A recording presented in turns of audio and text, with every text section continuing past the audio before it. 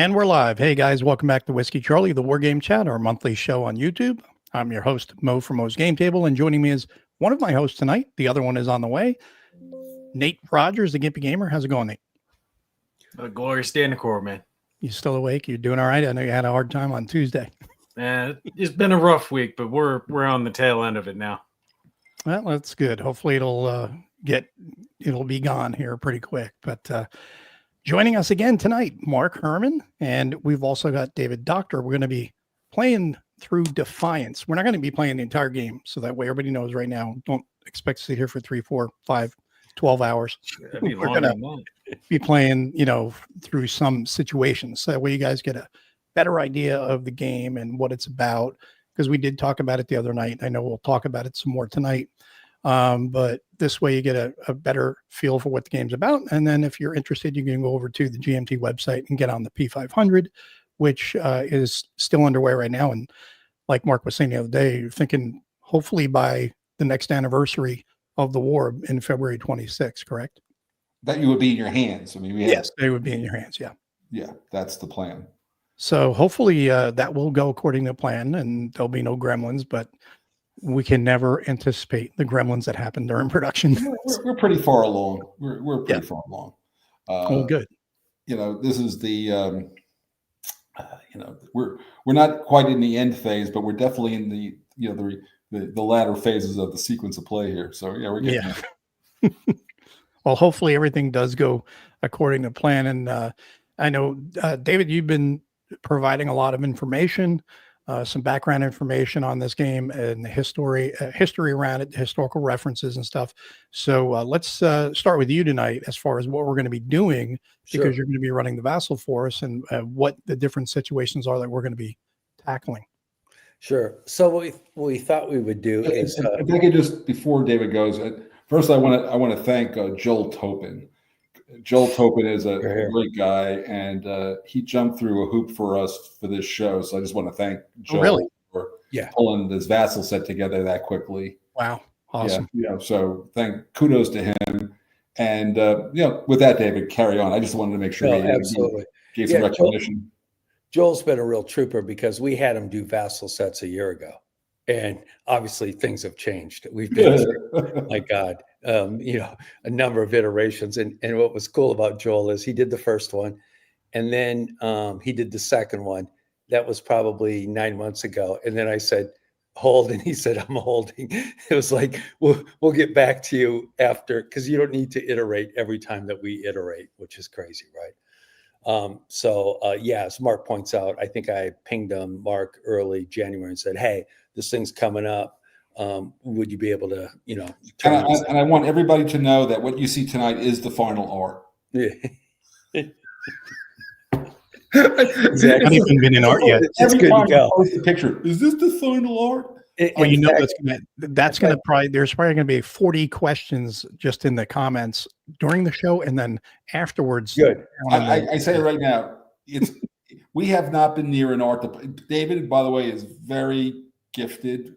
For an amateur guy, he's not the pro who's going to do the final work, but he's done a phenomenal job on the art and getting all the symbols. And you'll see the counters don't look like. Let me put it this way: it's better than anything I ever produced. We got out of SPI. I mean, the graphics are 100 times better than that, and just show you how far playtests have gone. But no, but I always feel like you got to say it's just so I don't have to hear it. Exactly. And even in the GMT update, that it's not been in art yet. So correct. And it's also there's a big asterisk around OOB. So if you see a unit, we're going to be showing, I think, the 31st Airborne at Hostomel. You're going to go, but there was the 45th Spetsnaz also. And we'll go, you're absolutely right. We just have never updated the counter set for a year. Because we've updated our counter set, but not the one in Vassal. Correct. That's exactly. That's a lot of work. We're updating a counter set is a lot of work.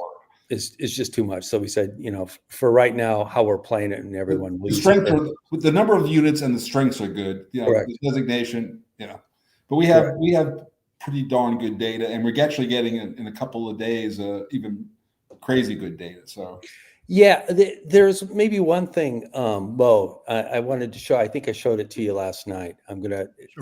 I'll wait. Let Then me pull it up, and then I'll tell you to share a screen, so that people can get an idea of how we went through taking a look at the data. Just a second, let me find it. Oh, that chart. I'm gonna get a book. Everybody goes, is there a good book to read? I got a book here to show up on the screen. It's not my book either. It's just. You tell me when we can share a screen, Mo. Yeah, go ahead, share it, because you got to share it to me first, and then I got post it. it up. So Let me see. Present. Good. Share screen. Yep. And entire screen. So this is going to be more book stuff to get. Battle for Kiev. Nice. Yeah. If you don't know, let me see if that's that visible enough there. Yeah. Yeah. Fight for Ukraine's stuff, I have about 5 books, but I found this one to be more of military-ish, like less about the politics and more about this unit came down this road kind of stuff, which people like. So if you're going to get one, and it's from the Dupuy Institute, and I used to know, I knew Trevor very well back when he was alive, and so I feel, he always yelled at me, but at least I feel like I'm giving him a solid for his group now, Nice. So go ahead and put your stuff up on the screen, and then I'll go ahead and add it because I see what you've got on your screen, and that's good. So can you see this? Yep. Good. There we go. So I'm going to put that as center stage while we talk here. Cool. Actually, so there we go. One thing, rightly so, people say, well, how the hell can you do a game on a war that's still in motion? And 10 or 20 or 50 years from now, you'll have much better information. That's generally true. But as probably many of you know, this is really the first absolutely crazy-ass crowdsourced onset war. I don't think there's anything like it. So what's in front of you is actually a data set that's been visualized. And what it is every one of these little icons is a unit or a group of units that was visually was lost, so to speak, in the combat through ORYX. There you go.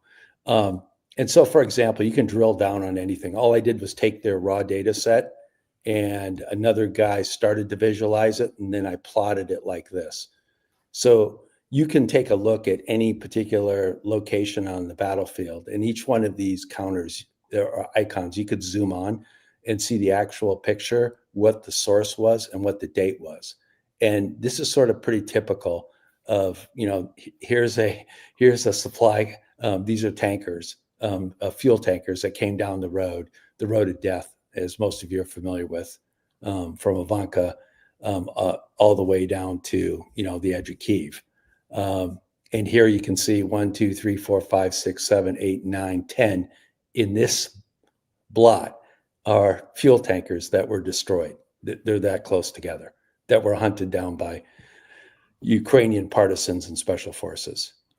It's like that all over the place. So when we were building this, I think Mark will back me up, we're pretty anal on what's the data, where does it come from, how do we put it all together so that we could compile a pretty good view. And to follow on to that, you guys have heard of this story. There's a thing called History's Detectives. There's a show on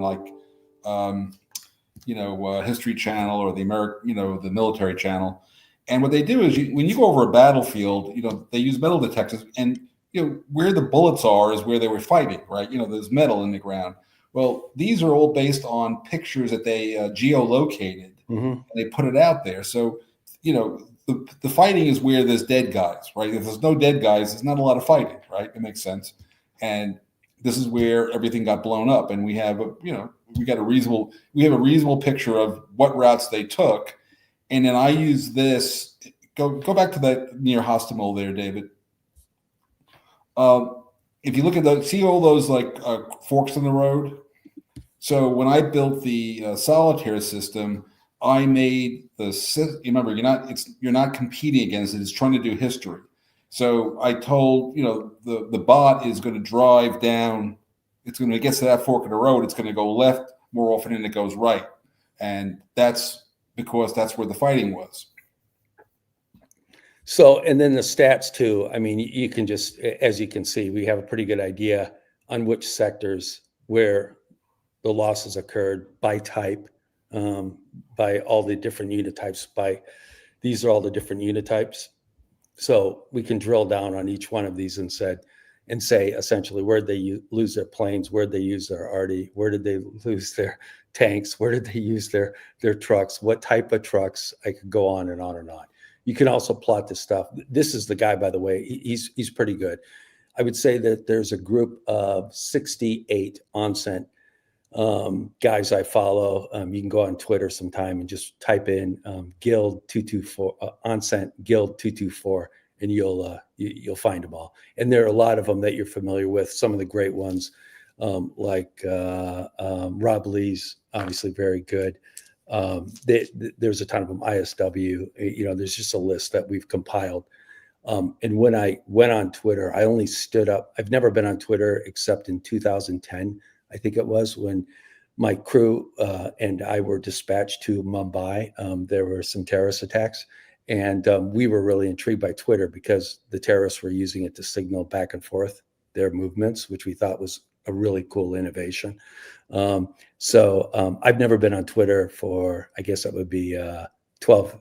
When did the war start? 22, right? 22.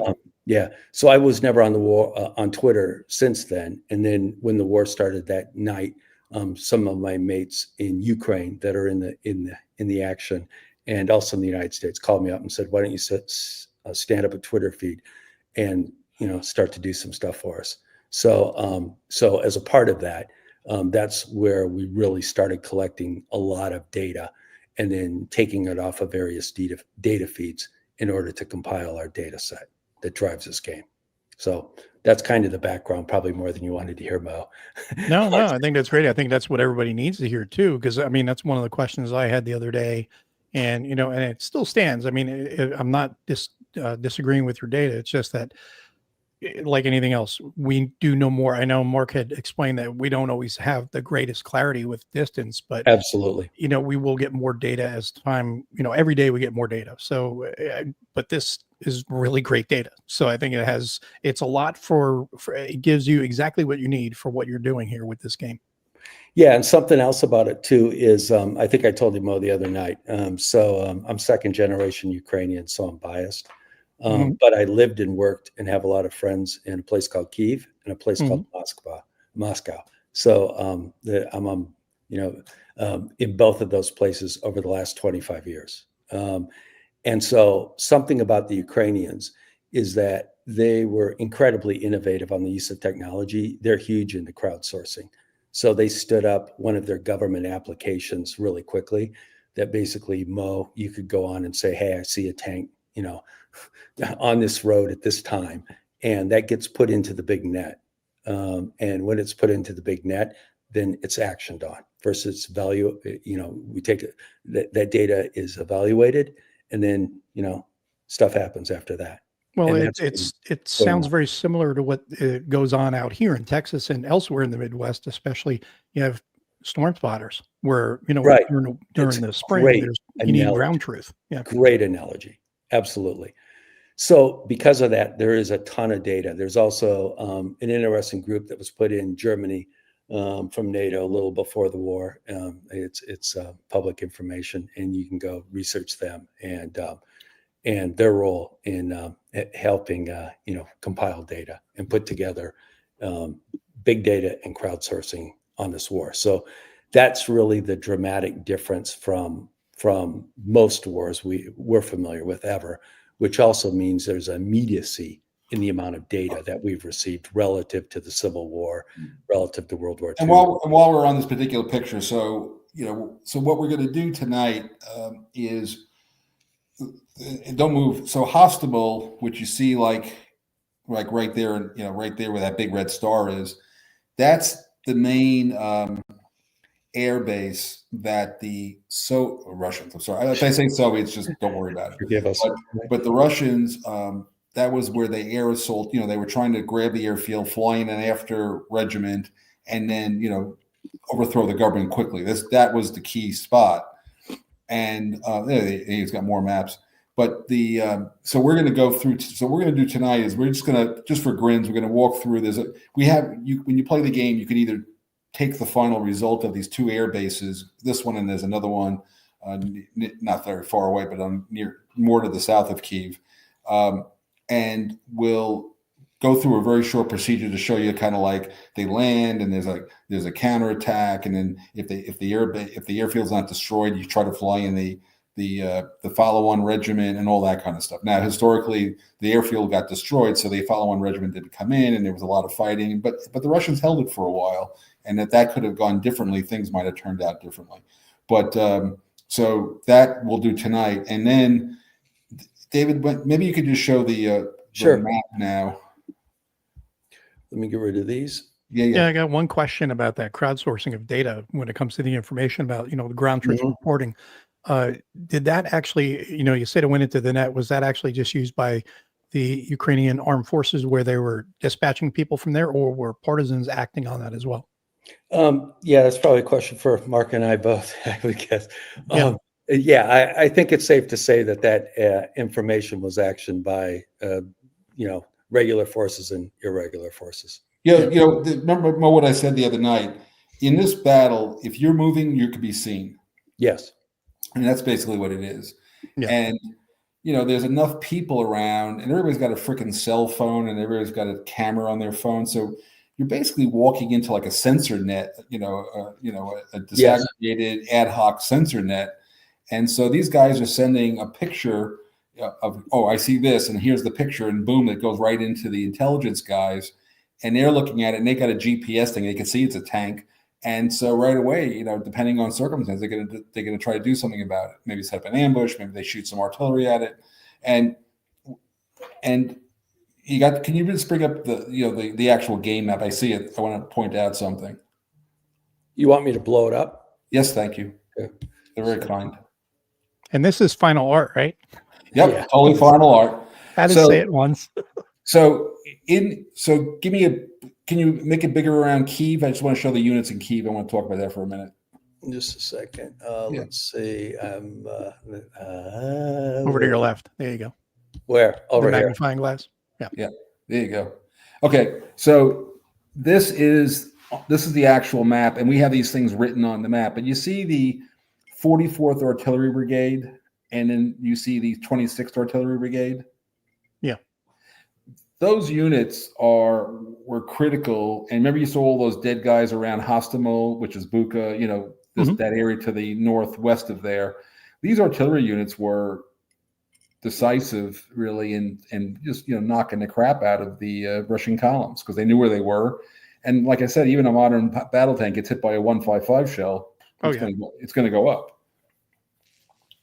One thing about it is, what have you heard at all about, if at all, from our own forces as far as the thoughts now on the use of artillery there? Conventional artillery versus mass fires, because everybody's all about mass fires with missiles, and today it's still a lot cheaper to use artillery. Oh, artillery! No, you let's face it.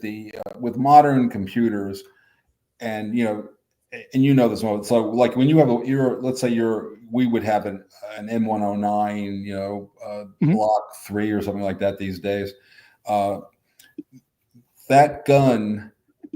Every time you fire a shell, the computer is recording the wear on the barrel and, what went through it and everything like that. And, with the modern computer, ballistics is very mathematical, right? The guys aren't, it's not like, this is, so when they have a coordinate, they're pretty able with GPS knowing where they are and where they're pointing at and everything else. They can put rounds into a very specific spot pretty damn fast. Would you agree? Oh, yeah. Yeah. So the key is knowing, where's the target. And if you've got this situation where the target, it's going to be a big deal. So I think before we can go on to this, like this could be the whole show. We're going to just talk about this stuff. But I do want to, one question here. Not also say that it's important to the Ukrainians to win. It was imperative for them to. I think that well, first of all, Ivan, I agree with your basic premise, but I think, the Ukrainians were getting also a lot of big time help from the West, on the intelligence side. But the real thing is, and we will have, journalist counters. The thing that really swayed, the Ukrainians were very adept at using quite real atrocities of Russian troops. And by the way, the Russian army of 2022 and the Russian army of 1945 and the Russian army of 1944 and the Russian army under under the Tsars was always a, underfed, very rapacious army. That's their tradition. They've been doing this stuff forever. So what we're going to do tonight now, David, why don't we get into the demo? We'll answer questions as they come up. Bring up the map now is the main thing. And let's walk them through the actual play of the Hostomel attack. Cool. And then what we're going to do is we're going to do a couple of activations. And so you can see actual units will roll dice, all that kind of crap. And then that'll take a little while. So that's, won't be 5 minutes. So, one last thing too, then also, these are the various artillery platforms and sensor platforms that are in Ukraine, and it shows you the range from just one city. It was in the counteroffensive on how it goes out. And when you take a look at it, I think it also influences our view of how we've rated things, that NATO and Ukraine have a pretty big superiority in the medium to long range artillery platform and sensor platform space at the moment. That wasn't necessarily the case at the beginning of the war. And as Mark and I will say 100 times, the war in 2022 is not the war in 2025. I mean, it's not close. Sure. So, let's start this. So, how the game starts off is, first of all, there's a roll on a table to see how many of these fifth column counters you get. You can get from 0 to like 3. And what they are think of them as construction workers, which they were in real life. The Russians sent in construction workers to a few places about a month to 2 months before the war.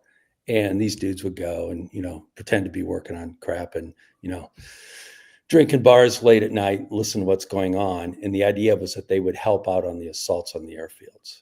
And they didn't really pull that off at Hostomel. They did pull it off right here at this airport just south of Kyiv. They were able to do it.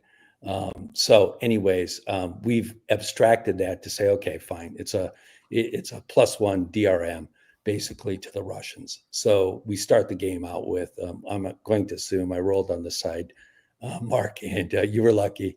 You got one of these things, and I assume you put it at Hostomel to help out. Absolutely. There you go. Good. So then the next thing that happens is you run up here, see this Russian air assault box, and you pull down 2 units. And like I said, this is not final OOB. There will be a 45th Spetsnaz in here once we get around to updating this thing. So for right now, for shits and giggles, we've just put in 2 units. And again, this is standard. This is standard Soviet and Russia, Georgia. This is standard Russian tactics for invasion. I mean, this is what they do.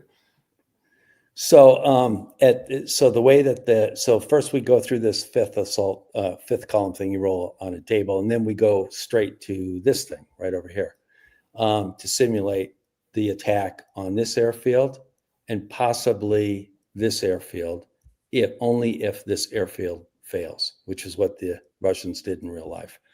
So you follow the procedure. First one is air assault. Russian player takes 2 units from the Russian air assault box. We just did that. We put them right here. Step 2 is the decision. So Mark and I secretly decide, Mark, are you going to commit a full battalion? We had this discussion yesterday. Yeah, you know the answer. Yes. Well, yes. Good. So he's going to do that. And then I have to secretly, as a Ukrainian player, decide how many of these units over here are actually going to commit to responding to this thing. There's pros and cons. The pros are I will get some favorable die roll modifiers. The cons are for every unit that I commit, it's going to end up taking a morale hit before the end of the turn. So that's to reflect, like we've called up Mark and Mo and we said, hey, get the hell out of your barracks. We're ready to rock. And so, they're not going to be very happy at the end of this thing. So Mark, as he indicates his decision right here, Russian player decides whether to commit the 234th, 1st Battalion of the 234th. Again, the OOP is not complete. We now think that's the 11th Brigade.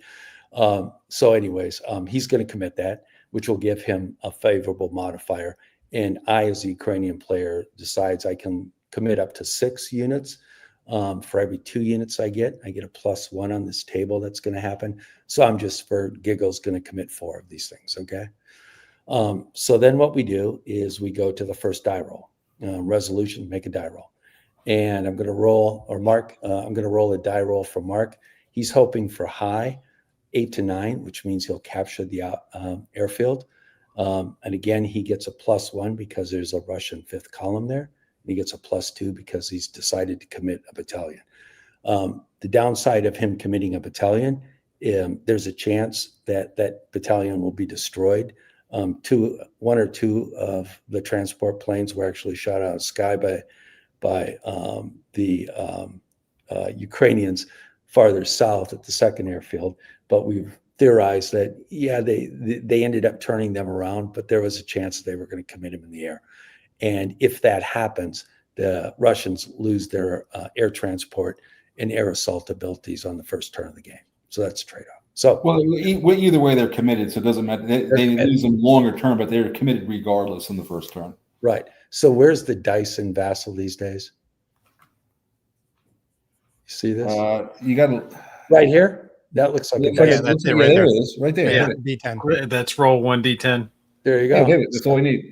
So here's your +3 to the die roll. Let's go, baby. It looks like you got a 7. You see that right there? Yeah, +3 is that's a 9, baby. That's as high as you get. So what ends up happening, we look here. Russian units are normal. They're going to be on Hostimo. This thing goes away. It's a lose them and use them. I don't know where you put them. Does he go there? We'll get them off to the side. So you see if you can right click on it, if you can delete it from there. Yeah, I mean right click on the 5th column. You see what right now it's not eliminate. It should be, but we're just going to push them over here. Okay, these guys are dead. So both of these guys end up here. And bring in my follow-on echelon, baby. There you go. So this is normal. It says Ukrainian unit is eliminated, so we're pretending he's done. It says the airbase is Russian occupied and it's open. And when it says open, if he's able to keep it open through this entire phase, then he'll be able to start to use it as an air bridge to bring in more forces. Okay. So follow the arrows. We're now in this quadrant right here. We follow the arrow straight down. Now I have to see how many of the 4 units I committed are actually going to respond. So I roll a die and I get a +1 for each 2 I committed. So I committed 4. So I get a +2 to this next die roll. Here's the die roll. And that's a 1. Okay. We can see how this is going already. You roll like Herman, do you know about sportsmanship? Okay. You never laugh when your opponent gets a bad die roll. You know about bullshit. You've been laughing at me, and I've been laughing at you for 40 years. What are you talking about? No one's laughing at you. We're laughing with you because we've all been there. Yes. Oh man. So the Ukrainians have 2 units. You see this? They get a moderate. Now, again, since I committed 4, 2 of those 4 units I'm going to get, they have to take a morale hit because I decided to commit them. Now, when we would be playing, I would designate these before I'd actually commit them. But we're just going to say I designated. Okay. So he's going to now launch a counterattack and hopefully take the airfield back. So I would have committed this guy, which is a battalion of the 4th Rapid Response Brigade. And I'll show you how this works. I would have committed, got to get some artillery in here. We'll take this big monster with us. So we'll put him up here. And I would have committed probably this guy right there, who's just going to take a morale hit because remember, I can only commit 2 of these damn things. That sucks. And I probably would have committed another artillery. So let's say he's also flipped. So 2 of the 4 units I committed, they just didn't get moving, man, but they took the hits. So now it says right here, I have 6 operation points. Okay. Operation point in this context essentially think of it as a movement point. Okay. On our counters, there's only two things ever, or there'll actually be three things when it's done. Right now, there's two. This is their combat strength, and this is their TQ or troop quality. And that's a Troop good unit. quality, yeah, troop quality is everything in this game, as Mark will tell you. You're constantly rolling dice to see, do I make a morale test, is how we would describe it, right? If it's 7 or below 7 or below, that's a great day. Basically, look at it. Anytime you try to make the unit do a task, and there you go. Did it? How did it do? And it could be disorganized, it could be organized, but it's going to do it. But how badly or efficiently did it do it? Yeah, the better quality they are, the better chance they have success. Exactly. You got it. And you can see right here, there's generally, again, because I'm biased Ukrainian, which we're going to clean up when we do the final review of the OOB. Generally, the Ukrainian units, even after we clean it up, the Ukrainians, it's going to be quality versus quantity. Generally, their units are higher quality, and I'll give you some examples of why we believe that. No, it also, more importantly, these are all, remember, this war has been going on for 8 years. These are veteran units. These are not recruits. That's right. And that's a big difference. If you look at the standard Russian units, most of these Ukrainian units have been fighting since 2014. Like the 1st Tank Brigade, those guys are hardcore. They've been fighting. Well, it's not just how long they've been doing it. This is also their country. This is their territory. That counts for a lot. Absolutely. But as you know, Nate, but they also know what they're supposed to be doing. Yeah. Yes. So anyways, those 2 units are popped because they don't get to respond. 2 more units get to respond. So they each have 6 operations point. So we're going to move like this. So it's not 6 operation points total. It's 6 per unit. You got it. Yeah. Everybody gets 6. That's right. Okay. So this guy right here, he's going to go from here to here. And that's a 1. Each one of these is a half because it's a major road. Then he's going to move into this thing right there. And that's going to be another, that's a 1. So that would be 2. It's a town. And then he's going to launch an attack on this thing. Okay. It's a movement of contact attack. Right. Meeting engagement. So that's going to cost 1 + 1. 1 to launch the attack and 1 to move into the space. But before that actually happens, this dude right here that got activated, this artillery, is going to move 1 space right here. And then he's going to try a strike on this group. And all that is rolling on a table, a strike table, which I'll bring up right now. Let's go into here. While you're pulling up that table, when I was reading over the rules, correct me if I read this wrong, artillery has the option of performing a strike or adding their strength points to the attack, right? Correct. Yeah. That is correct. And in a movement of contact, you can only use 1 artillery unit. Anyway. That's right. So is that a better choice, like to perform the strike versus adding the strength points? It's in tough. This case, go ahead. It's actually worse. You are correct, Mo. What I should actually been doing is actually combine this unit and this unit together. Did you mean Nate? Yeah, that was Nate. Yeah, Nate. I'm sorry, Nate. And then you would get an advantage in the assault because I'd have artillery and the defender would. Well, tell you what, David, we do it both ways just so people can see. So first do the strikes just so they see how a strike works. Good. So let's say I want to make one point about artillery. So again, this is from Flashpoint Golan. Artillery can shoot multiple times per turn until they run out of ammo, right? And they do have ammo. You'll see there's ammo depletion rate. Certain results will ammo deplete you. Rocket units will ammo deplete more often.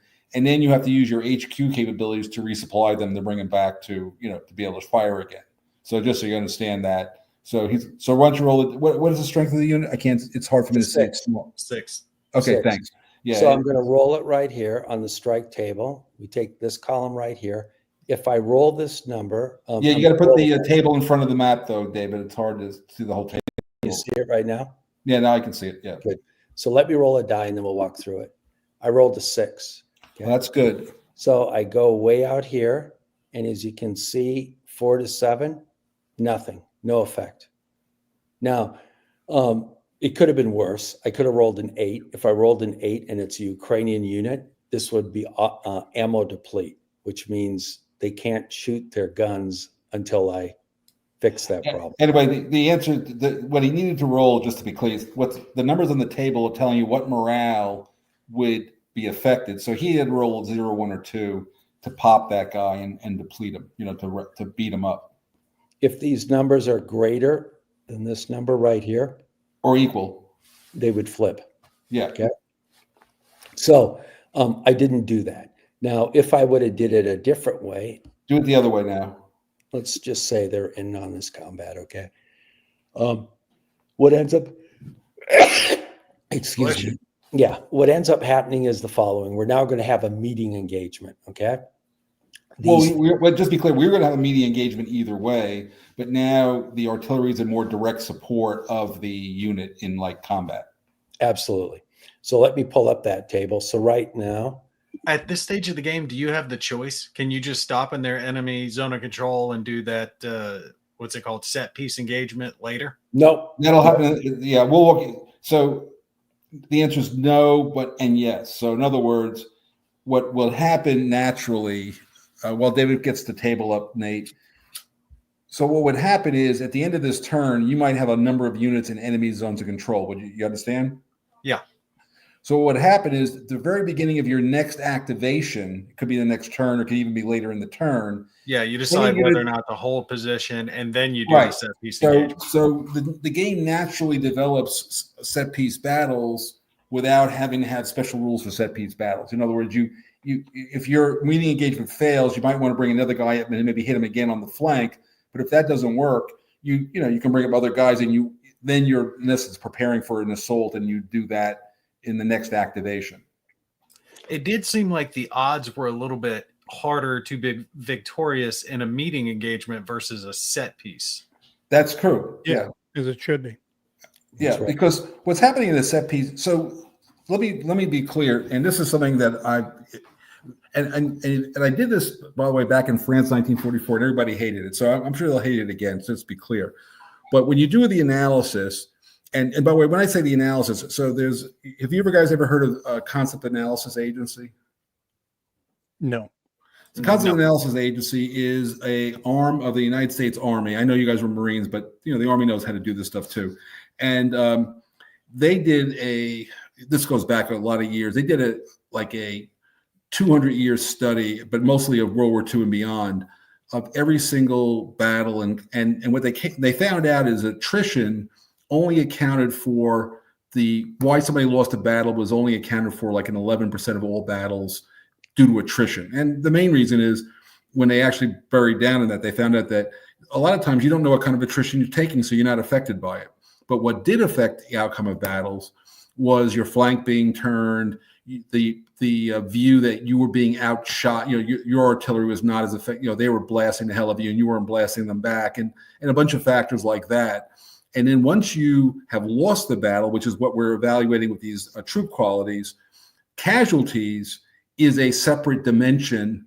It's related to, but separate from. It's indirectly linked to winning and losing a battle, because when you lose a battle, then if your enemy's hitting you with a lot of, has a big force ratio, you might lose a lot of guys. Now you're going to lose guys. But on the other hand, if an attack fails and they have a lot of guys, they're going to lose a lot more guys because they were too bunched up to begin with, you see? So casualties will occur, but only after you figure out who won the battle. So a meeting engagement's like these guys are rolling down the road, they run into a resistance, they start shooting. And if that doesn't work, they're done, they're stopped. And in a set piece battle, you bring up guys, you start to register artillery, and now when you launch the attack, it's much more it can be a more coordinated affair.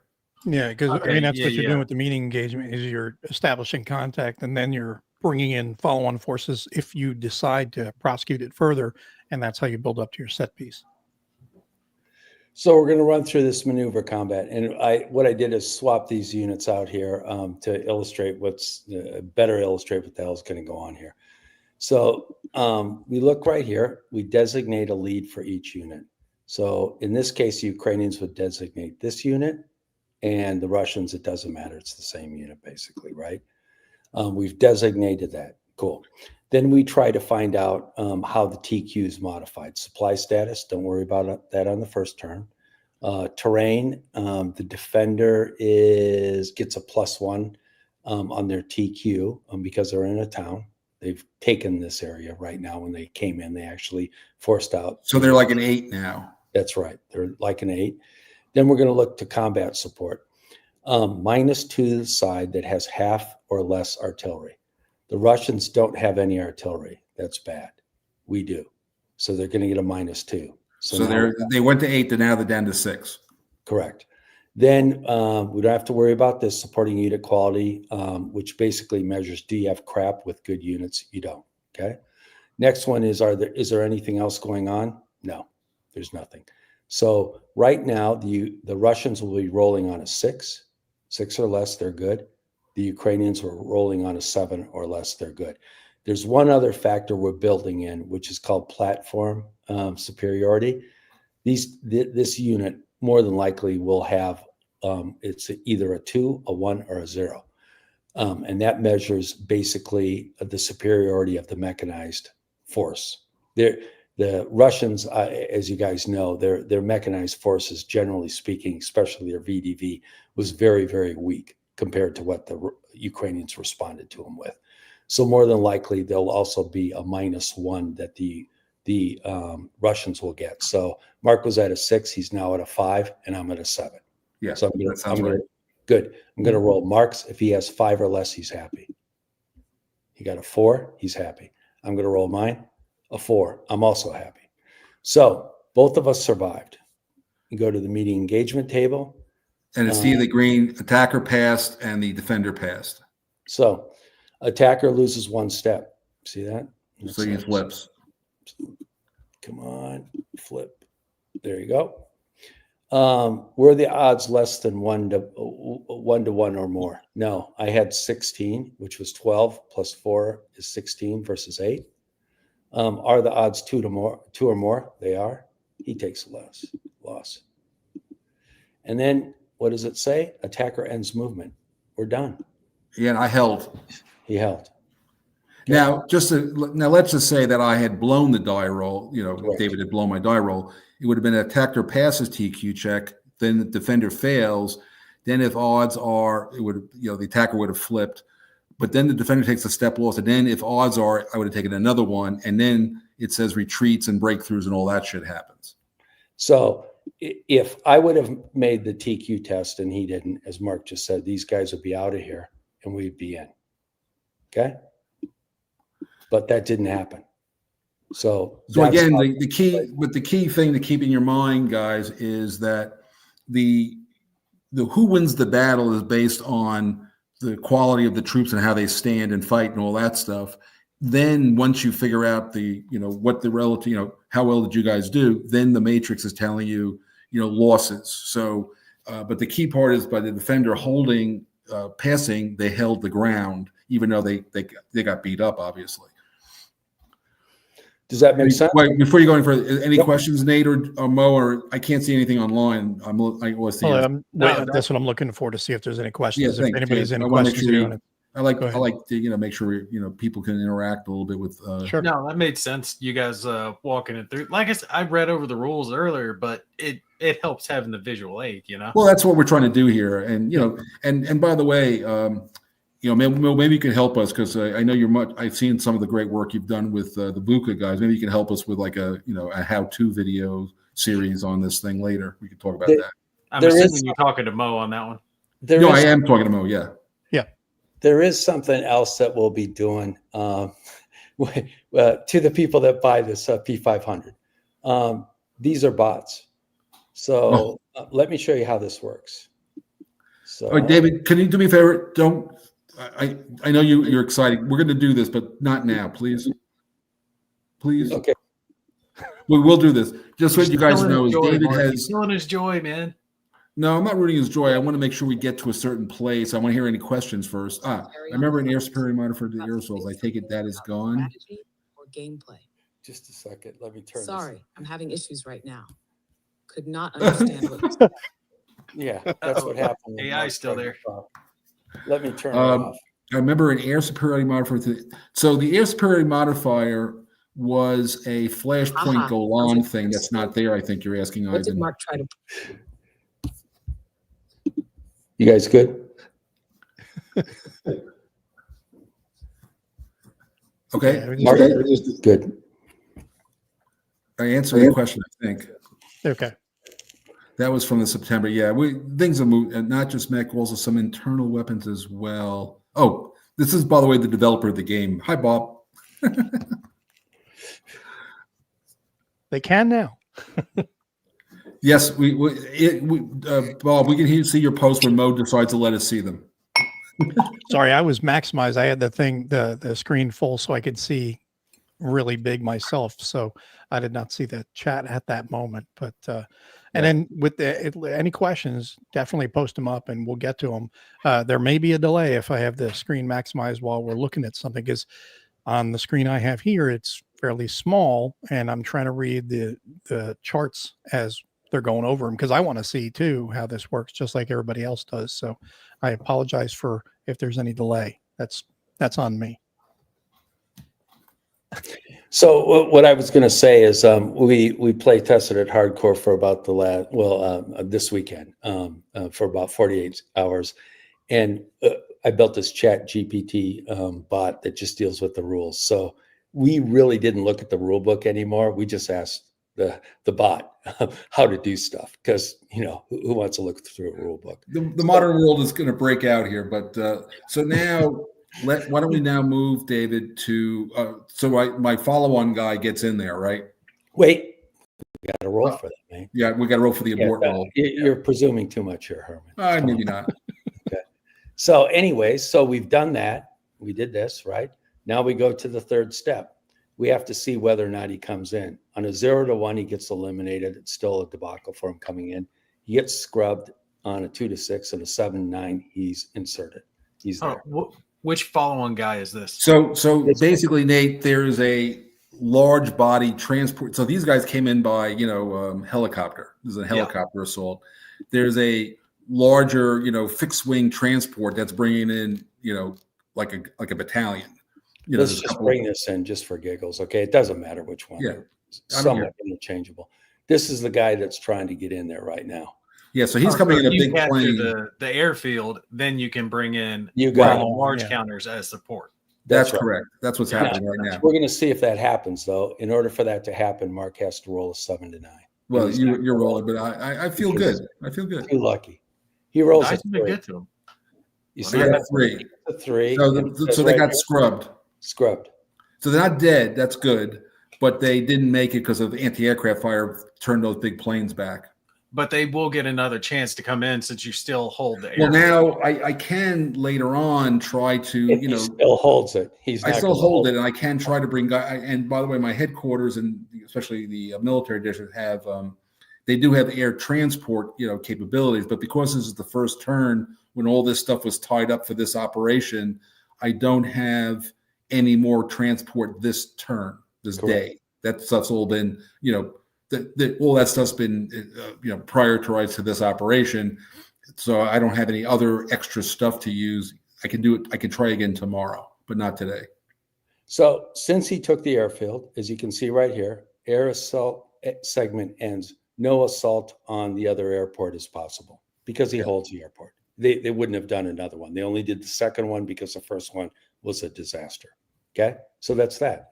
So then what we do is we would go on to activating 5 formations for the Russians. Now, let me just if I can discuss this for a brief moment. So as you guys, anybody saw the show, whenever we did it a couple days ago, there's a normal turn. This is the first turn, so there's always, this is the surprise attack turn, like a bulge game. There's a cup, and each side at the beginning of the turn 2 will be expending logistics points to buy activation chits, buy various offensive support, all sorts of you have a couple of choices. You spend your logistics points to get these, but every activation chit that you buy goes into the cup. The cup, and of course the Ukrainians are doing the same thing. And then And then what happens is the cup gets 3 game end counters, and we can talk about that later. And what will be officially be in the game, the Berg Chit of Chaos, which is the random events table, triggers on that. So you got 4 non-activation counters in there, and everything else is going to be an activation counter of sorts, because there are these flex ones that you can use to get a guy to go twice and all that stuff. Now, what will happen is doesn't matter which player, somebody reaches their hand into all of this was cool feel to it, or was it Malame? You're talking about Crete in World War II. Yeah, it does. It should have that kind of feel to it. That's well said, Ivan. So what happens is, like, David would reach, it doesn't matter which of us does it, he pulls out 3 chits. Now, if all the chits that David pulls out are Ukrainian chits, he's going to have to pick a Ukrainian unit to go, and the other 2 go back in the cup. A headquarters, a formation. Yeah, this is a headquarters formation, not a unit, but a whole headquarters, like the 35th Army or something like that, or the 1st Tank Brigade or whatever. And then they go back, and then he does his activation, which is what we're going to show you in activation in a moment. I want to give you the bigger picture. And then if he pulled out 2 of mine and 1 of his, I, as the guy with 2, pick the one I want. The one I don't pick goes in the cup. But then David has a choice with the one of his that was pulled. Does he want to go next, or does he want to throw it back in the cup? And that's a big change from chit pulling games in the past, so that you don't get this, what David once experienced in the finals, where the designer gets to go 11 times before he gets to move his first unit, kind of thing. Yeah, and we've play tested the hell out of that. Essentially, it's pretty rare that it isn't you go, I go. It is what the net effect is. Sometimes someone will get two rolls, 2 chits in a row, but it is fairly rare. But it's also who gets to go. See, who you pick, even though you get to go, it may not be the guy you want to go, because you want somebody on the other side of the map to go. But regardless, and then as you pull those game chits on, when you get the 3rd one out, then the probability, there becomes an increasing probability that turn's going to end, before you're done with all your activations potentially. And just to interject here, I will say I was reading over that earlier, and I gotta say, I noticed with this whole activation system, it's kind of like the best parts of a lot of different game systems when it comes to the chip pull mechanic, the variability on who's getting activated, the not being screwed over because you do have the chance to do the follow-on activation.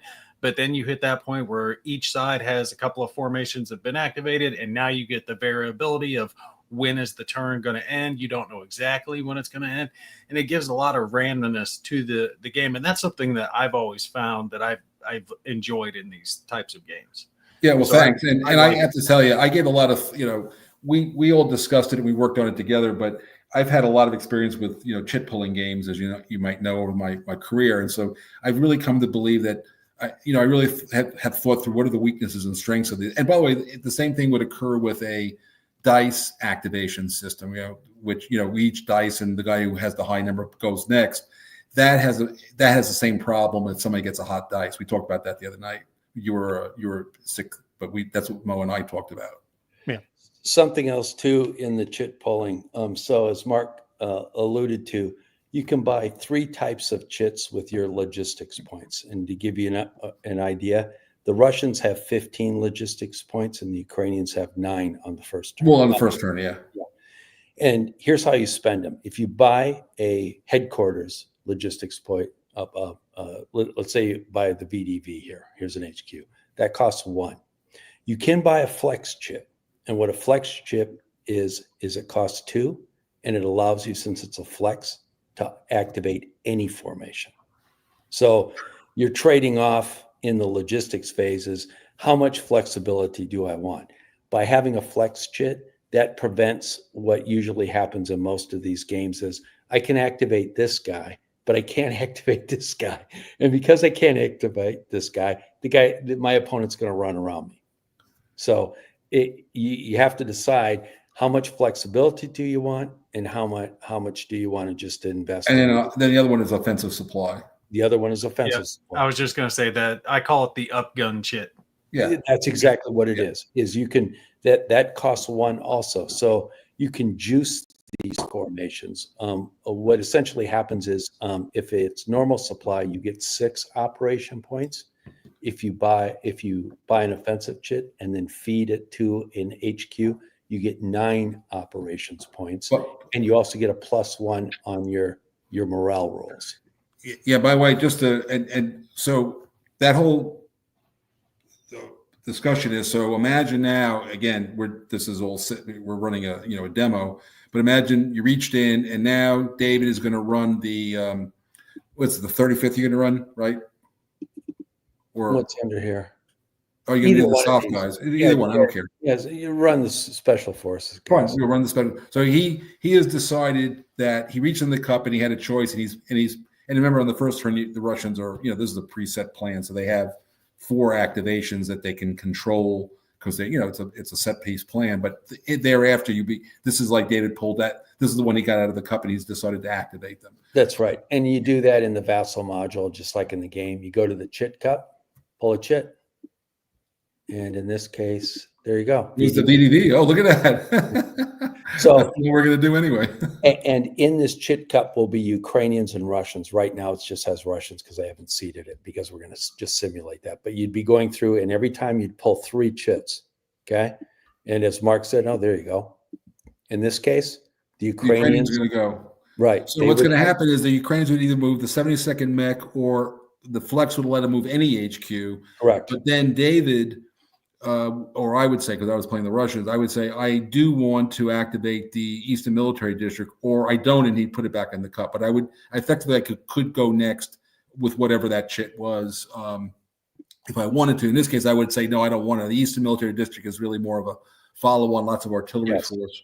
I wouldn't want to use him yet. You toss it back in here, and away we go. And then you would toss back in your 72nd mech, let's say, because you want the flex one, so you can do what you want. And there you go. So when it starts off, again, the first thing is you do the air assaults. And then the second step in the pre-game, so to speak, is the Russian gets to activate. There are 5 headquarters. There are actually 4 formations, but that's to simulate the original invasion. Yeah, now going to Frank's question. So Frank, what is true, though, is once a formation has been activated its first time, its HQ is flipped to it's been moved once. And every time you activate it thereafter, all of the units have a -2 troop quality modifier on all second and third. So you can push your luck, but the units are so we're 7 units now, all of a sudden 5. That's 5 units pretty, so you can exhaust the units. It's like you can go to fatigue mode basically, but the second and third, so you can juice the activations, but the units get tired. So just to be clear. And one other little note for those who might have picked up on it, might not have, with those Russian counters that are up there, you see right there, you've got the larger counters and their smaller counters. The smaller counters are going to be for smaller units. The 1/2-inch counters, the other ones are going to be 5/8. Right, and the stacking limit is too big and too small. Yes.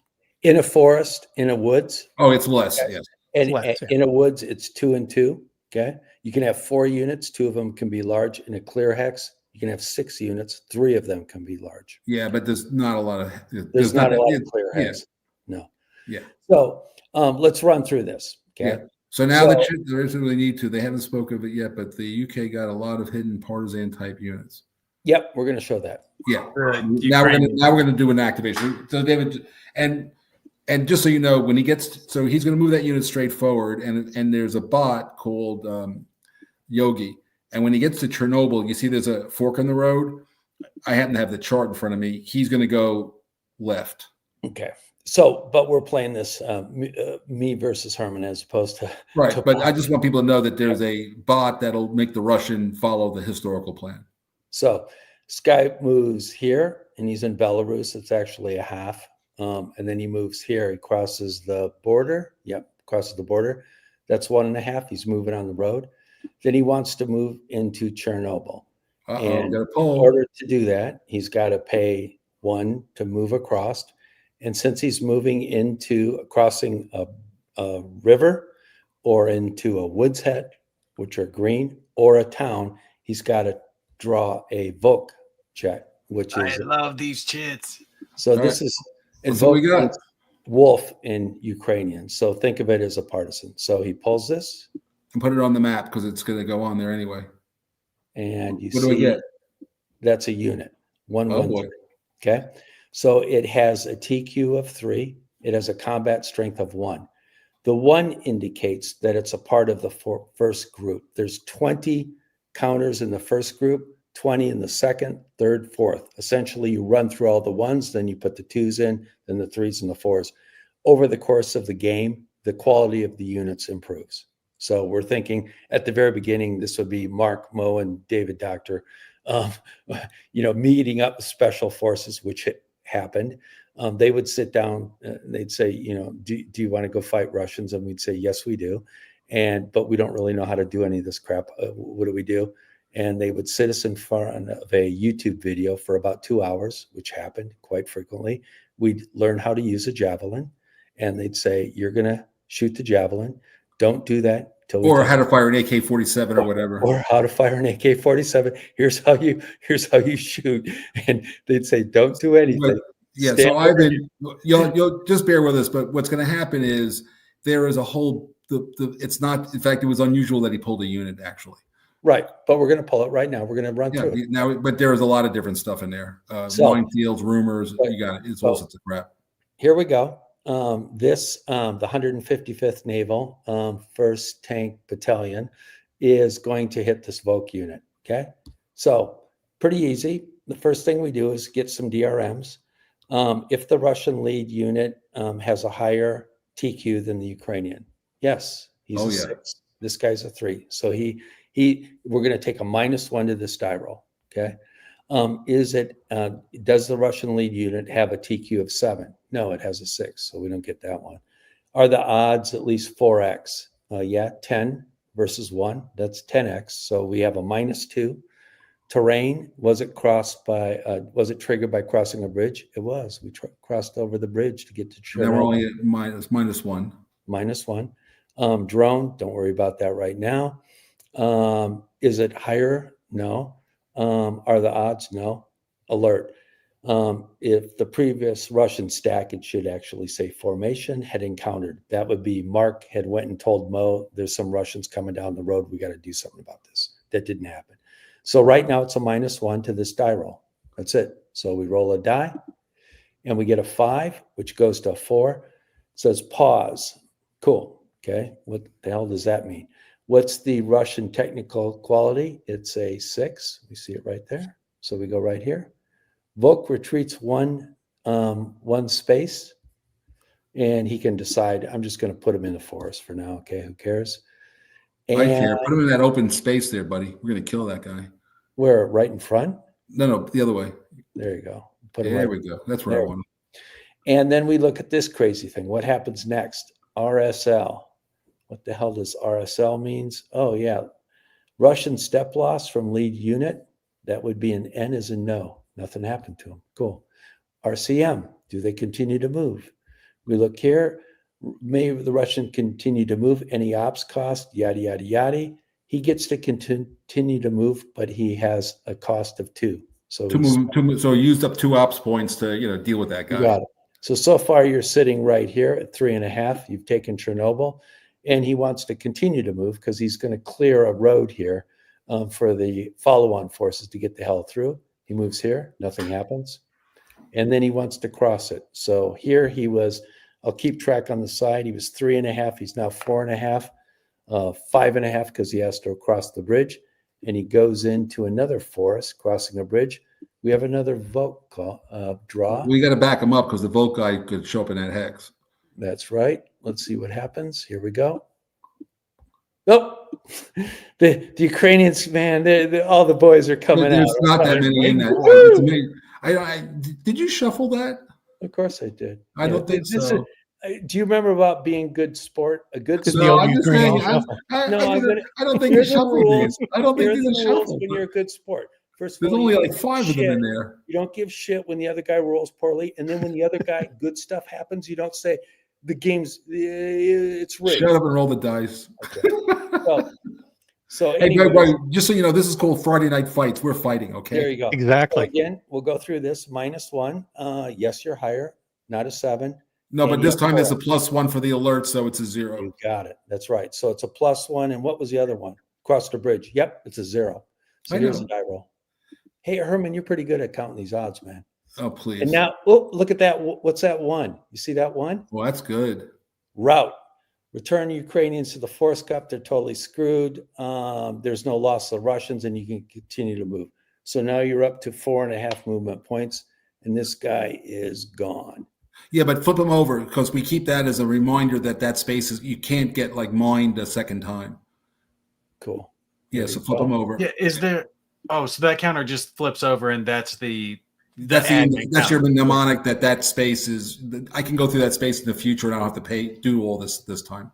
And that's for the remainder of the game, right? No, for remainder of the turn. Just the turn. Just the turn. Yeah, but that's a long. Believe me, yeah. So Herman, are you going to roll next to the next one? Yeah, of course. Well, he's out of operations points, isn't he? Nope. He was at what, 5.5?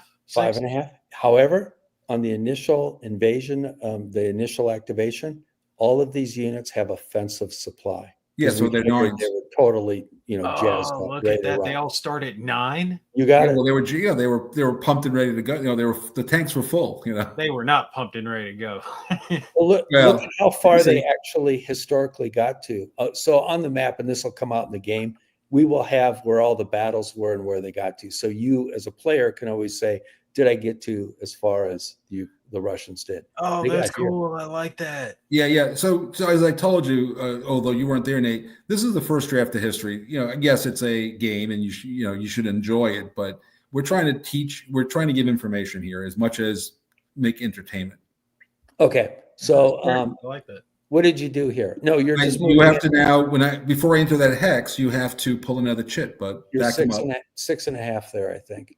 He's still getting road movement though, right? So he's still at half movement point. Oh, look at that. Yeah, there's a rumor now, finally. So there's a rumor. So that one cost me nothing. I saw some Russians. I know I saw Russians. Yeah, but they were really Russians. Forget about it. See, he told you he shuffled it. He shuffled it. Yeah, flip it up. But David, flip it over. So yeah, you did good. Okay. Now next one. 7.5 to here. So we draw another. It's already up there. Thank you. Oh, bad map. Oh no! Hey, that one cost me. Bad map. No, wait. The Ukraine get to move in one hex, right? Yeah. Here's what happened. That cost me a movement point. Hey, you just talked to some villagers and you asked where's the? They took the road signs down. Those bastards. It's right here. Mark, make sure you go into the forest. Okay? Flip it over. So now you're getting a good flavor of what these things can do. Now the next unit moves down the road. Well, you got to put my guy back on the road. No, the bad map. Points no. Oh, right. It's a bad map. Oh, yeah. Bad map. You went off. You thought there was a road there. I swore there was a road. I swore there was a road. Where am I? It totally sucks. So there was no road there, Mark. Sorry. So bad map takes away the rest of his movement points for the rest of that activation. He's gone. That's it. Oh, that sucks.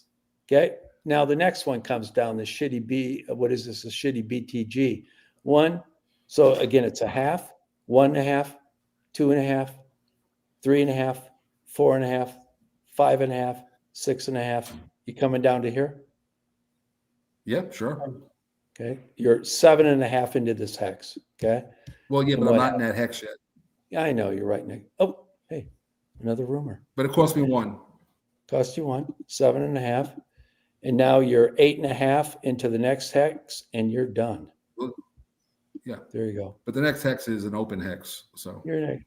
Okay. And then, okay. So we got that shit cleared out. Pardon my French. And so let's just run this stuff down. Where do you want this stuff? Well, I assume you don't want to go out. Give me some artillery support into that lead unit. Way back here.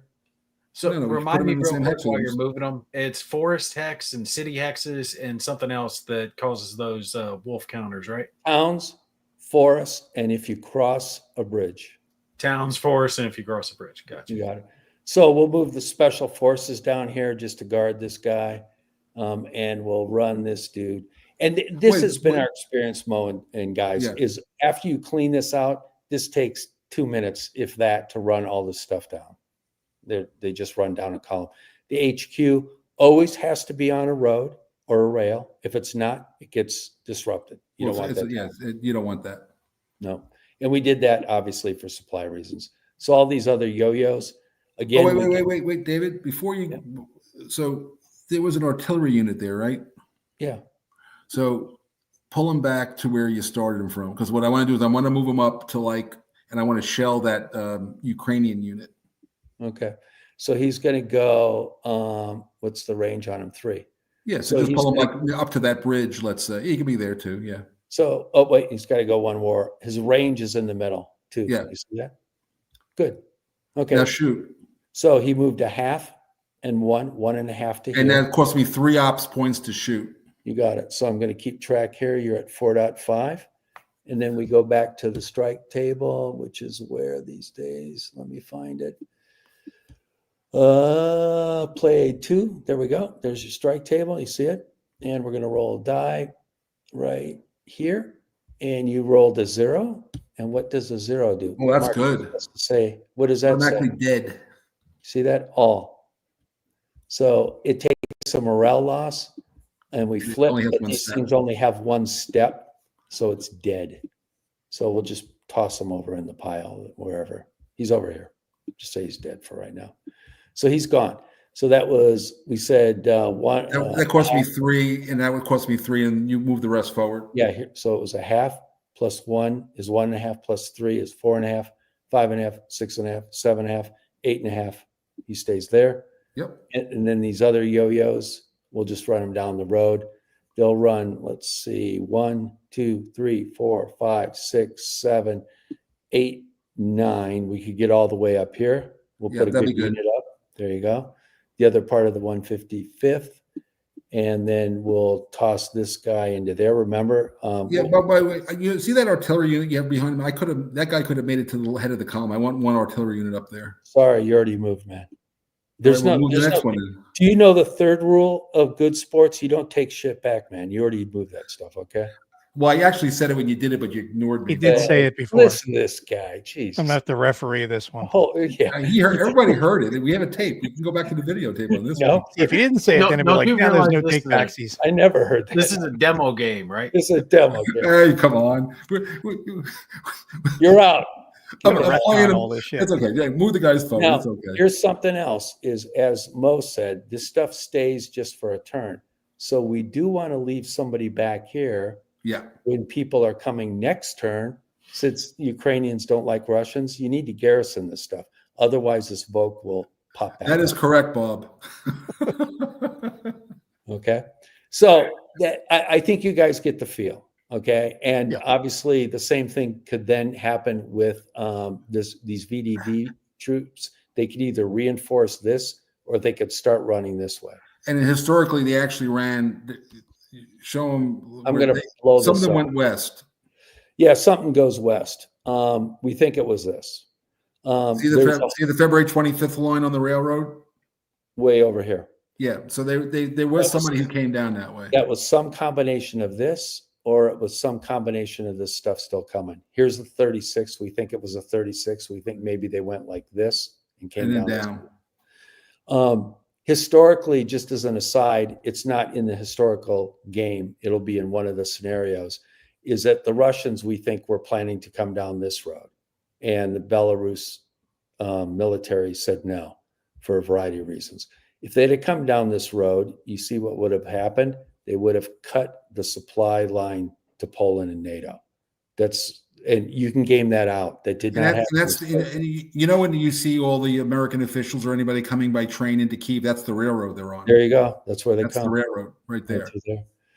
So that's one of the things that you can get. The Russian player can get access, which will allow that from Belarus. Absolutely, and they can even get access here. So, again, that's as one of the things too that's really big in the game is the political charts. So happening in the background, this happens in the strategic phase, essentially, of the game. These things move, okay? And as they move, you get goodies. Or lack of goodies. Right. To the right is goodies for the Ukrainians. To the left are goodies and bad things, or bad things for the Ukrainians, good things for the Russians. There's 4 tracks, plus the last one, which basically measuring, if you can get it all over to the right, that's sort of when the Russians pull out of this and decide to go. They call the offensive off. That's right. The other thing, you heard Mark talk about this before, There's no victory in the game. In the campaign scenario, what you're trying to do is to force the Ukrainian government to displace from Kyiv. And here are the modifiers. You need to roll a 15 or higher. Basically, you got to get into. You have to have units in Kyiv. That's right. So, by the way, David, go and show them where there's a show them the hex where the government buildings are, because when you see like Zelensky talking in front of a building, right here, he's in that hex. I lived there, by the way, for 3 years. I lived like right on this part of the SOF on Karl Marx Street. Yeah. So anyways, you're trying to get these guys, you're trying to get Zelensky. In the game, when we publish it, there will be a Zelensky counter. Think, wasn't there a Stalin counter in Russian campaign? Yeah. Well, and there'll be journalist counters that you can, as the war progresses, you have journalist counters you can place down. They could get killed, but if you put them in the right place, you might get, they report from the front and you get more favorable coverage that gives you more NATO support. Okay, so that's the first two things we wanted to show you guys. Air assault on Hostomel, and then the initial push down the Chernobyl road that everyone's familiar with. The Russians actually got to here on the 25th. There was a battalion, sort of Ukrainians here that blew one of these bridges, but the Russians blew through anyways, and they got all the way down to here. You see this? And remember David's map that showed you where all the losses were? That's that big. There's a pile of stuff that got blown up. It's in the area of Bucha where the atrocities took place. He's got like a little skull and crossbones on it, but that's where this was the major fighting. Yeah, that's right. So that's how the first turn sort of develops. The Russians end up somewhere through here, and the Ukrainians start to deploy against that, which they historically did. They held this river line basically the entire campaign, except for here. The Russians pushed through twice, but they were pushed back. They also tried to come here, but there was an engineer that went to headquarters of the Ukrainians and told them that he knew how to flood this area. He was an engineer. He blew a lock here, and it flooded all of this stuff, and the Russians couldn't use this part of the attack. So there's a rule for that in the game. So that would be how turn 1A the first turn would play out, all these units moving down. What we've done here for the demo is to say, okay, let's do later in the first turn or the early second turn. And as you can see, the Russians have moved through here, cleaned out the partisans. They're now deployed northwest of Chernihiv, as happened historically, and the 1st Tank Brigade actually moved to meet them, and that's where this would start.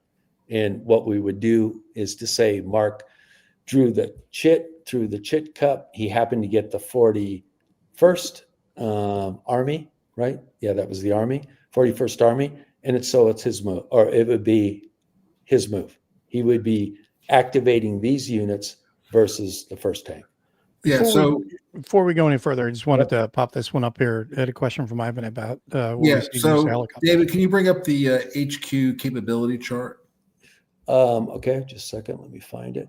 And while he's doing that, there's another question which we kind of answered the other night, but let you handle that one, Mark. I mean, look, the whole game, it's 10 turns, I think, right? 10? Yep, 10 turns. It's going to take you 12 hours, maybe a little bit more. We're going to have a couple of scenarios where you could just play the first turn, that kind of thing. So, it's going to be roll your own. My basic thing is you start with the beginning of the war, and we'll try to have, you can evaluate, what you think if you hit certain lines according to history, but ultimately you're just playing a shorter, less turns of the game is the answer to the, maybe include a cutout of the flooded section you can place on the map. And if that takes place, thanks, Matt. We'll figure out how to do it, but usually counters.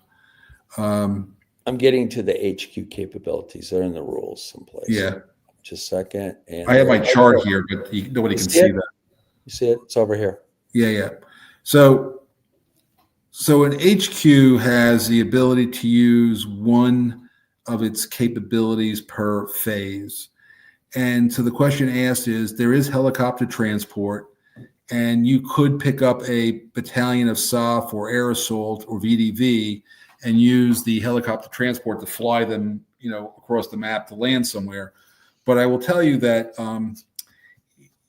it is incredibly, there's an abort role for all this stuff. And it's very dangerous to go moving around this battlefield in helicopters. That's really the long and the short of it.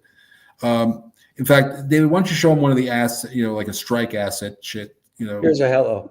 Yeah. Or here's a missile. Okay. So in order let me get a different one. Just come on. Let me get a helo. There you Yeah, go. I would mention that each player is going to have their own cup with different assets included in it. So here you go. Here's an air. What's this? An SU 25. Yeah. This number right here. You roll a 3 or a 5. I can't see it. It's a 3. If you roll a 3 or less, it aborts. What's abort? It was hit by air defense. It never got off the ground. The maintenance is crappy. Whatever. Or they were getting fired at and they turned around. Right. It's a ton of stuff. We decided not to include the rules and just said these are the ratings on each one of these uses. So if it actually doesn't abort, then you want to hit a unit. You see the strike C? You look right here, strike C, that's where you're rolling on, right there. And again, if you hit these numbers, in this case, all units in a hex would take a morale unit, a loss. Anything 9 or less, which is everything, is going to take a loss, 8 or less, etc. Okay? So that is actually when we play tested this with the staff college in December. They were big on that, and that was Mark's point too. So they agreed with you, Mark, is that if you hit a hex, everything gets popped. Right. And this is going back to something I think you might have alluded to earlier, Nate. Concentrating on a modern battlefield with, aerial weapons is going to get you hurt. Bad idea. Oh, and I like how you guys included the drones in this as well. The early concepts. Yes, early concepts. Yeah, so we obviously built it for a series. Whether we ever get to do a second one, that'll TBD. But at this point, I don't know about you guys, but my son-in-law was for a while big in drones. So if he was Ukrainian and he was playing with his drones and the war started, he would have volunteered to take his drone and fly it around to see stuff, whether it would have survived or not. But he would have been somebody who, would eventually become part of it, over time would probably be in a unit designed to make and fly these drones. So what else you guys? Thank you, Ivan. Yeah. Do you want to show these guys moving or what? I'll tell you what, why don't you do this? Why don't you show me a Ukrainian counterattack? Let's say your chit came out and you go. Cool. Okay. So let's just say for some reason I wanted to take on this SOF. Before you do that, mind if I ask a question real quick? Of course. All right. So let's say that the Russian, I'm making the same damn mistake, unit activated. Since one of their units is already adjacent to a Ukrainian unit, does that attack have to be solved before other units move? Yes. So you resolve all the ones that are engaged first, and then you do your operation points and moving and meeting engagements. Correct. 100%. And let's do it this way. Let's take this guy out of here, and let's just say these guys ended up here. Okay, and we'll run through a set. And David, put one more, and put like another Ukrainian unit next to that guy. There is one. You see him? No, but I mean like a separate hex worth of guys. Like this? Yeah. So in other words, at the end of the last activation, David might have maneuvered those guys to that point, and now he's going. So the first thing he has to decide is, what is this set piece battle? Are the Ukrainians going to say we're not going to attack, or we're going to pull back? And there's a true quality check for that, or am I going to attack them? So now attack me as a set piece battle there. Let's do this. So you can organize it better if you want. I don't care. Cool. No, that's good. So what ends up happening is when you activate this formation, you drew the chit out of the cup. It was first tank. Okay. So the first thing you have to do is if you're in a ZOC, you've got a choice. You have one of 3 choices. You can either decide to hold, you can withdraw, or you have to initiate a set piece battle. If you withdraw, you have to make a TQ check. You could lose a step on the pullback. Right. And the nice thing about withdrawing, let's say I tried to withdraw, and let's say he just hit the 7. Okay. So he would withdraw 2 hexes, and he can't be hit in that process. If I try to be a tough guy and hold and I fail, not only does he have to take a morale loss and retreat, but he can be hit by this artillery. So there's a trade-off of, like, what do you want to risk? Do you want to actually try to hold the space? If you do, there's a downside for that decision. Now let's say I didn't want to hold and I didn't want to withdraw. Then I need to execute a set piece battle. Okay, set piece battle is the following. But put that guy back up. Put that other guy back up so you have like a proper looking battle. Okay, let's just put that guy there. Now what happens is another hex. I just want him in another hex next to him. Like you moved him to contact, he got stopped, and you brought another guy up and all that. Okay. So let's say this. And let me just, before you go for it. So what could have happened, and this would be a good tactic in the game. Let's say David took that unit that's highlighted and he came down the road and he did a movement to contact and it didn't knock me aside. He would then say, okay, I don't want to hit another movement to contact, but I'm going to bring a guy up and I'm going to get him in position, and next turn, so I can just bring a guy up and not fight. I can just do that. And now in the next activation, now I'm set up for a bigger battle. You catch that? And or you force the other player to make that decision. Yeah, exactly. I mean, it's all of the above. Right. I've got a question about that because I've read over this part and I've read it a couple of times and I couldn't understand exactly the point. I get the 2 Ukrainian hexes, right? Right. See that 4-7 unit up there above it? The one you move to the side? Yep. Let's say it was actually in that hex. Does it also – no, not in the attack hex, the one it's in now. Oh, yeah. So now it has to be you can't ignore people. Yeah, so can it support since it's adjacent to the hex being attacked? It has there's a reaction move. There, Yeah. You'll see. There's a possible reaction move. If it was from the same formation. So get Yes. this guy out of here because obviously, Grab Grab Formation one from the really same cooperate. formation to Let- illustrate the point I'm trying to Yeah, make. let's do this. Let's take this guy right there. Okay. Yeah. This guy Yeah, can that's what I'm react in because he's not in a zone of control and he's within 2 hexes. So he theoretically could come in here, but he can't because, as we remember, the stacking for woods is 4 units, 2 may be large. Yeah. There's no room for him to go. Right. And we take a very hardcore view of stacking. In a lot of games, you can move through stuff. You can't do that in this game. Stacking is enforced at all times. Okay. And that was to simulate with us. We used to have some rules Mark and I did for road jams and all that crap. And we just said, take that half a page or page out and kill those rules. And let's just enforce stacking at all times.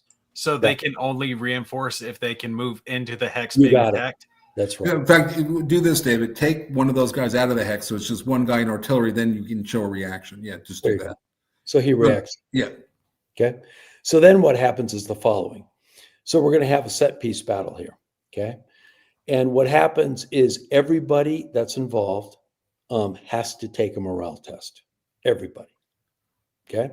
So let's do the Russians first. And let's assume there's no modifiers, which is And one other thing. And also David's allowed to throw in a lot more artillery now. Right.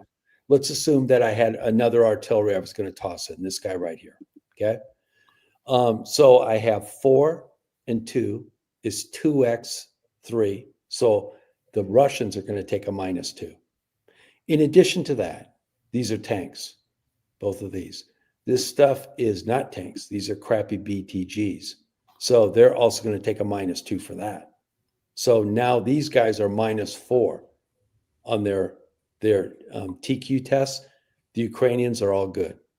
They do get a +1 because they're in the woods. So they're -3. So let's roll some dice. For the first 6 one, he gets a 3. He passes. We'll just put him off the side. This artillery, does he pass? He gets a 7. He fails. This guy right here, he rolls. He gets a 2. He passes. So I did pretty good there. so this is really good so far. So only 1 has failed. Now the Ukrainians have to run through this. The 7, does he pass? He passes. The 8, does he pass? He passes. And does the 7 pass? He passes. So in this case, the Russians had more units fail. They have to retreat. Now, since they still but now we have to look at losses. Remember, you have to look at the pass and fail matrix. Correct. There's another table that we would go through then to look at that. Why don't you bring it up, though? When we bring it up, though, I think it's good. Let me see. Meeting engagement. Let me find it. Just a second. This is easier, by the way, with paper. You know, like you have the chart right there. Game components, current tables, set piece. Where's my? I'm looking for mine sitting here somewhere. Where is it? It's right here. No, I'm actually holding paper in my hand. You can't see it. I got it. I got the table now. So, attacker had less failed TQ or units than the defender. Right. The odds were about 1-1. I'm not even going to look. So, a slight. What happens in a slight? Any defending units that fail to TQ must. Let's see. Defender. Yes. Yes, that's right. Slight. Any defending units that fail to TQ must retreat. Those that passing hold the hex. So this guy bugs out. These guys hold. And what else do we got? I think that's it. Minimum losses. Both sides must take 1 step loss from the lead. So that guy, we'll say he was the lead. He flips. This guy flips. They both have to take a step loss. There we go. And So basically, that was like a stalemate. Basically, that's it. That's how it ends.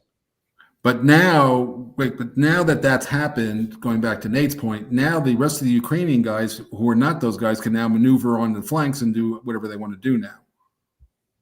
His activation is not done. That's just a set piece battle part. Now he still has op points with those other guys, and they can maneuver and do whatever. And it is a good thing to do because there are flanking and rear attack bonuses.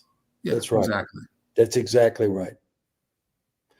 Yeah, there's other bonuses we didn't run you through where if a unit is hit from 2 non-adjacent hexes like this, then you get the flank. And that goes back to the original concept of analysis agency is anytime a unit feels like its flank is being turned, that is a detriment to their sense of battle.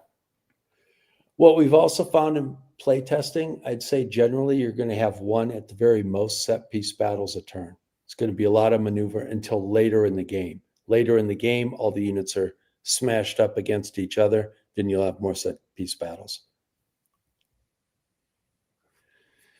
Yes, you're right, Ivan. Yeah, and we were just running through a demo. He could have thrown in a shit ton more artillery and he also could have thrown in helicopters and strikes and all that kind of stuff.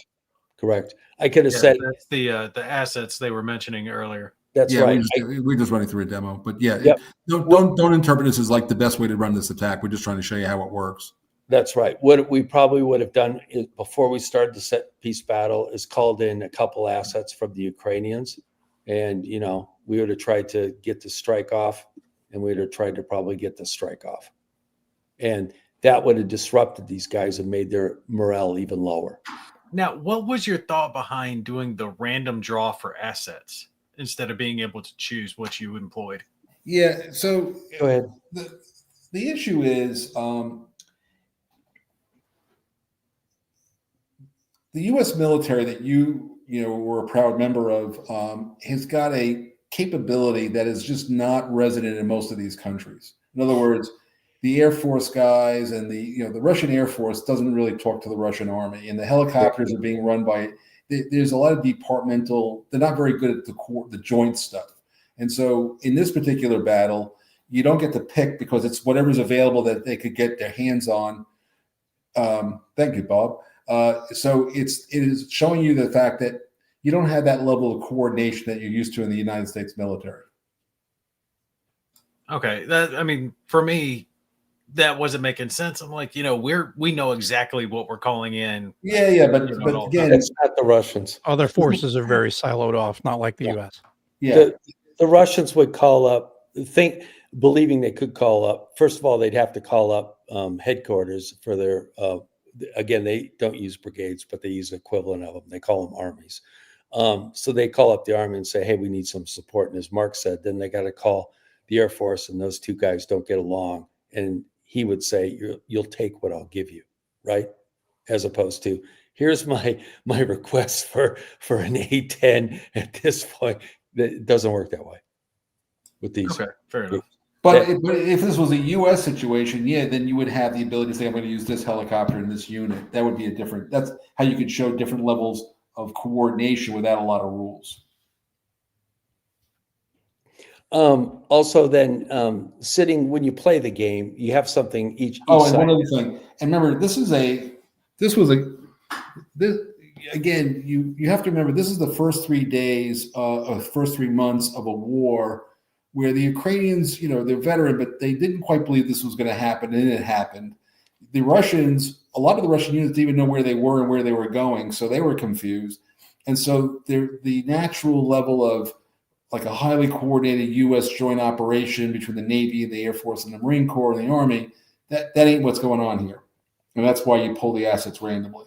But like I said, the simpler way to say is that if you change a country's capabilities, and I think over time the Ukrainians are going to get better at this, and even the Russians are getting better at this, that evolution will be shown in later modules by the fact that you don't have to draw these things randomly.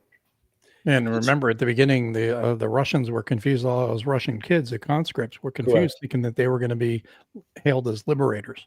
Yeah, or on training exercises. Or on a training exercise, yeah. Each player also gets this thing, a command card. And that's basically, if you don't want to read the rules, just, take a look at what's on the command card, and it tells you what to do, right? In terms of supply rules, movement rules, stacking, capabilities, combat, and artillery. Here's all the crap you get. And here's where you keep track of when you're buying your chits. Are you buying HQs, flexes, offensive support? This stuff's optional. Don't worry about it. Reps is gone now. Question on that. Will that command card have, because I don't see it here yet, but I know it still hasn't been finally laid out, but is it going to have rules references in there? Yes. Course. Yeah. Well, Yeah. rules, so we don't That's right here. Yeah. Okay. They do. But one thing, when we started doing it, we had rules references everywhere. We've eliminated almost all of those until we do a final edit, because I got tired of changing these. Yeah. It's like, no. That's how one of them sneaks by, and that's what you call a rod, and everybody hates. Right. You can see still on here. I think these are still current. That's why I left them on here. But you'll get that, because one of my problems with the game, with complex games, is I can't get my head around this damn thing when I read 48 pages. So we've done a couple things, and I know, again, that Staff College totally dug this one thing, which it looks like this. Let's see. Let me get it. Where's the rules? Come on. So while David's looking for that, I'll do some color commentary. So anybody who ever played Flashpoint Golan, you can see the bones of this is Flashpoint Golan, but then everything else, all these procedures, I redid all the tables and how you calculate things based on a lot more knowledge than I had when I did Flashpoint Golan. But also, I've evolved how to do a lot of this stuff. There it is, David, right there. So that's what it was funny. I mean, we're going to include a bunch of stuff. You can use it if you want to or not. But this is kind of how Mark and I look at things, right? Mark, is give me one chart that explains the game. So this is what we gave to people when we usually pre-test it, well, especially with the military guys, right? This is a diagram of all the systems. So, what are logistics points? They're like the core of the game. You got to spend them on some crap. And then you spend them on this stuff, and you build this cup, random cup. So once you have that, you pull out stuff, you activate it. Then what do you do with these things? Here's you activate them and all the options you have. So that's another way. I would say there's a number of ways. I totally detest rule books. So this is one way that I process. In fact, I would garner that the second rule book he ever read, first one he ever read was the one he wrote for Triumph of Chaos, and the second one he ever read was this one. Otherwise, he's never read a rule book in his life. Yeah, exactly. Empires in Arms. I read that. Well, you get that, yeah. So you'll have those two main charts that you'll be using. You can just do that into like a fold out where one's on the top, one's on the bottom. Totally. And then the other thing, now can I show the bots? Yes. Okay. So now let me just. So David's actually done something which to me is quite profound for somebody who's 70 years old. He's got the rules, and of course we'll give the bot has learned the rules. So David, why don't you ask the bot a question? There we go. So there's two bots. One is on the rules, and the other one is research. And on the research, what we've done. Now do the rules first. Okay. There you go. Let's see. Okay, so let's go like this. How do you move a unit in Defiance? Takes a while to wake up. How do you move a unit in Defiance? Ooh, look at that. That looks scary. Moving a unit in Defiance is based on operation points, OPs, generated by its HQ. Here's the gist. Units spend OPs to move from one hex to another, with the cost depending on terrain. If a unit starts in an enemy zone of control, EZA, it must either withdraw, hold position, requiring a TQ check, or initiate a set piece battle. Units cannot move directly from one EZOC to another. Or you can ask it that. I got to tell you something. I don't know about you, but that was scary. It is Skynet. Show you. When should I use a meeting engagement as opposed to set piece battle? What strategy? Uh-oh. Great I'm question. sorry, Dave. I can't do that. Strategically. Meeting engagement is faster and cheaper, 1 OP or 2 OPs if crossing a bridge. It's ideal for smaller, localized fights, or when you're trying to probe an enemy's strength without committing fully. However, it's more limited in scope. Only one stack of units can attack a single hex. Set piece battle is for when. So it'll go on and on. You totally missed a thing to do here, David. You should have done it in the HAL voice. Well, yeah. Well, and Herman said it should be sexier. And I'm like, hey, you go through the 25. Oh no, I want to have my war game with a hot girl voice. I'm sorry. You want to have a Ukrainian woman doing it, or a that's Russian what I'm talking about. Well, here's another one. Can we get Sophia to do it, David? This is the other bot. Tell me about the 155th Naval Infantry.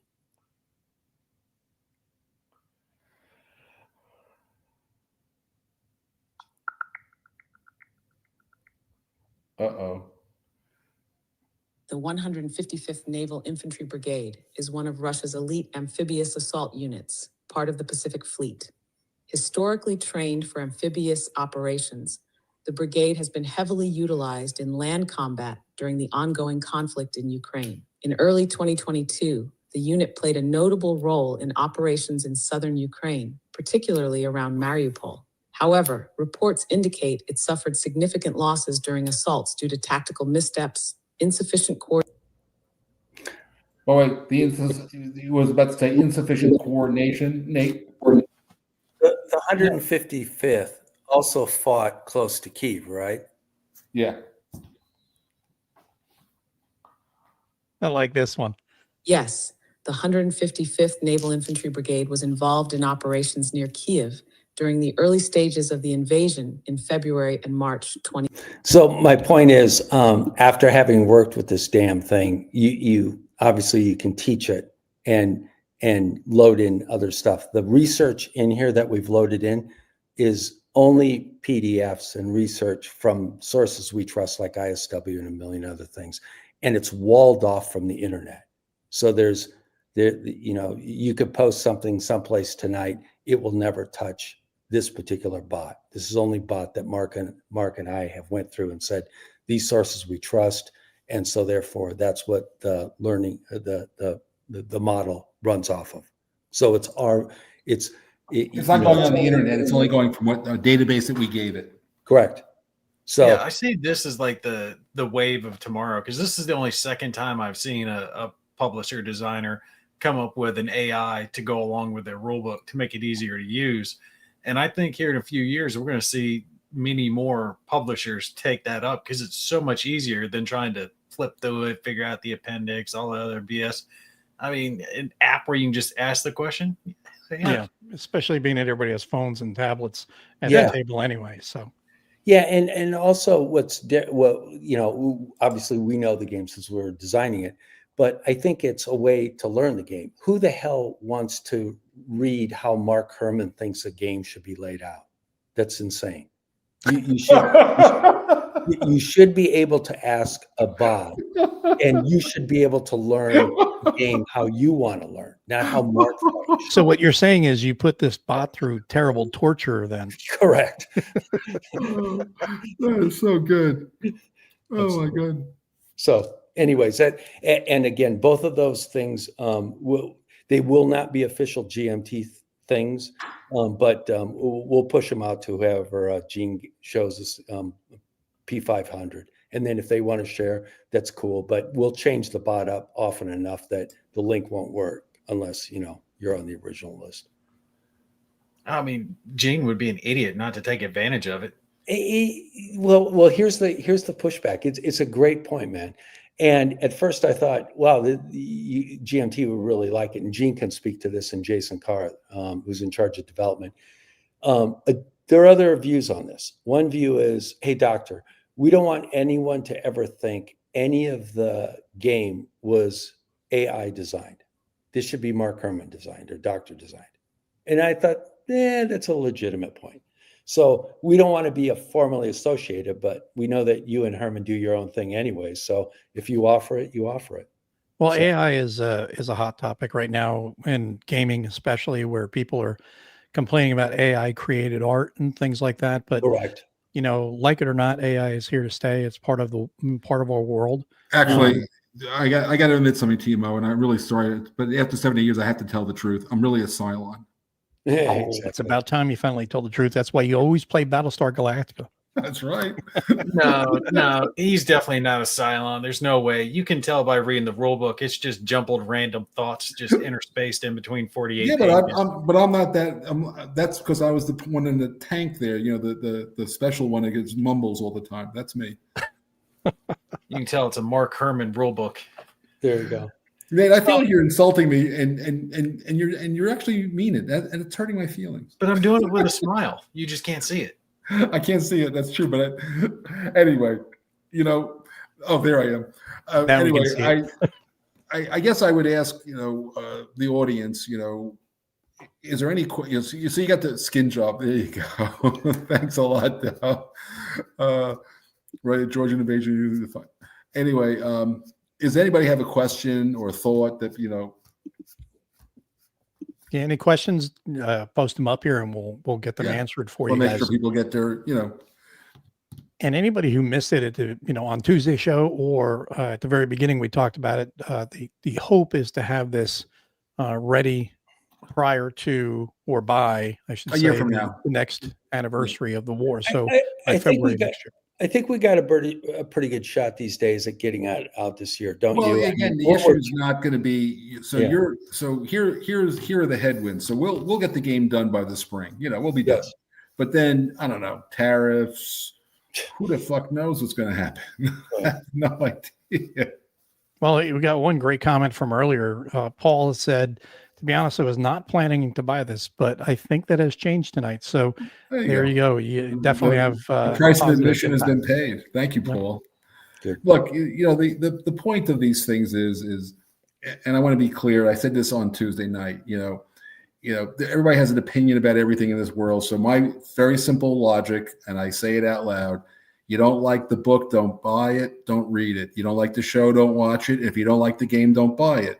So you're not going to hurt my feelings. But if you're interested in what I call a first draft of history that David and I have worked on here, he was the order of battle, military analyst, and I did my Revolution of Military Affairs thing and update, and I think we've got a really good, and as you saw, Nate, from the map, David's even put on here's where they were. So the map is even just if you buy the game and look at the map, you're going to learn something.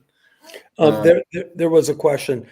Big units, all units have 4 steps: full, flipped, which is disorganized, broken, cadre, and then dead. Yep. Yeah, that was something I was going to actually mention because it didn't get mentioned during the little demo, but all units have that 4 steps. Yeah. And I'm assuming you guys are going to have counters to represent the other 2. Yes, we do. They actually, I would show them to you right now. There's something that says broken on it, and the other one says cadre. You toss them. Right side of a unit. But like I said, But artillery units, that's when you're getting into the longer game. You're dealing with replacements. Oh, by the way, we have battlefield recovery. You actually have an HQ capability to pull stuff off and get it fixed. Right. And also we of course have David, the little we got Ukrainian farmer tractors, are in the game to pull off. I'm going to show one other thing. We skipped it. It was just a second. What an activation phase, what an activation actually looks like. Yeah, sure. We have that nice PDF we just came up with. Is it showing now? Yep. Oh, you hear it's going to come. Here you go. There you go. That's an activation. So the first thing is you get some supply points, and then the H key. You can do some stuff with you can do aerial supply. You then allocate offensive supply. You get your ops points. 6 points if you're full, 9 if you're offensive, 4 if you're partial, and 3 if you're out of supply. Then this EZOX stands for enemy zone of control. You check to see if any of your units are in an enemy zone of control. If they are, you face the choice, hold, withdraw, or initiate a set piece battle. After that junk is taken care of, then component 3, you move and meet.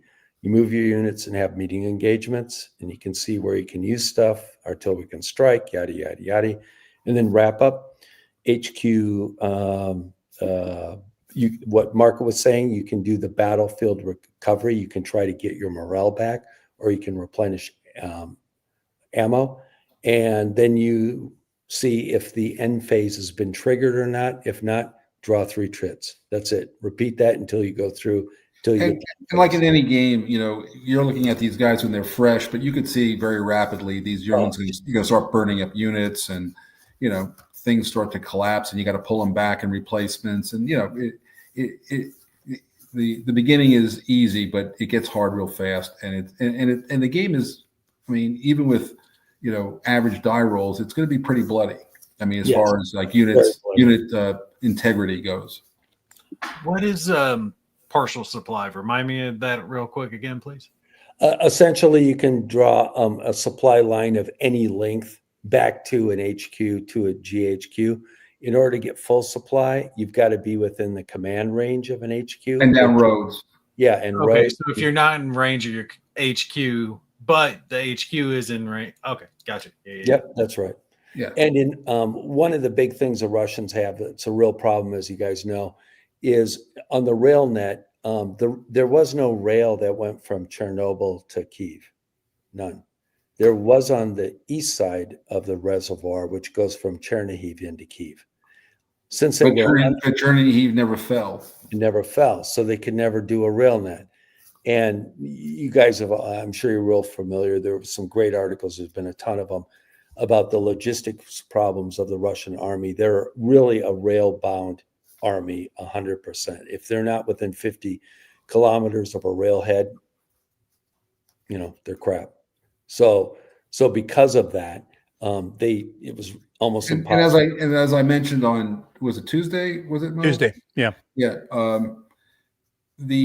You could tell very quickly just from watching, just seeing reporters in the front, the Russians very quickly were using what I call commercial delivery vehicles for logistics. And when you're doing that, things have gone badly. You don't see like you don't even see deuce and a halves. You're not even looking at big wheeled transports with trailers. You're looking at U-Hauls in the back of. Well, they saw FedEx had overnight delivery, so they said, "Let's go with that. That's better than our stuff." Yeah, so you could tell very quickly that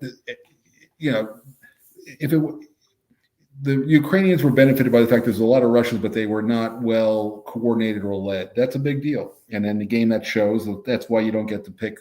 I want this helicopter to do. There's not a lot of precision in the game for how we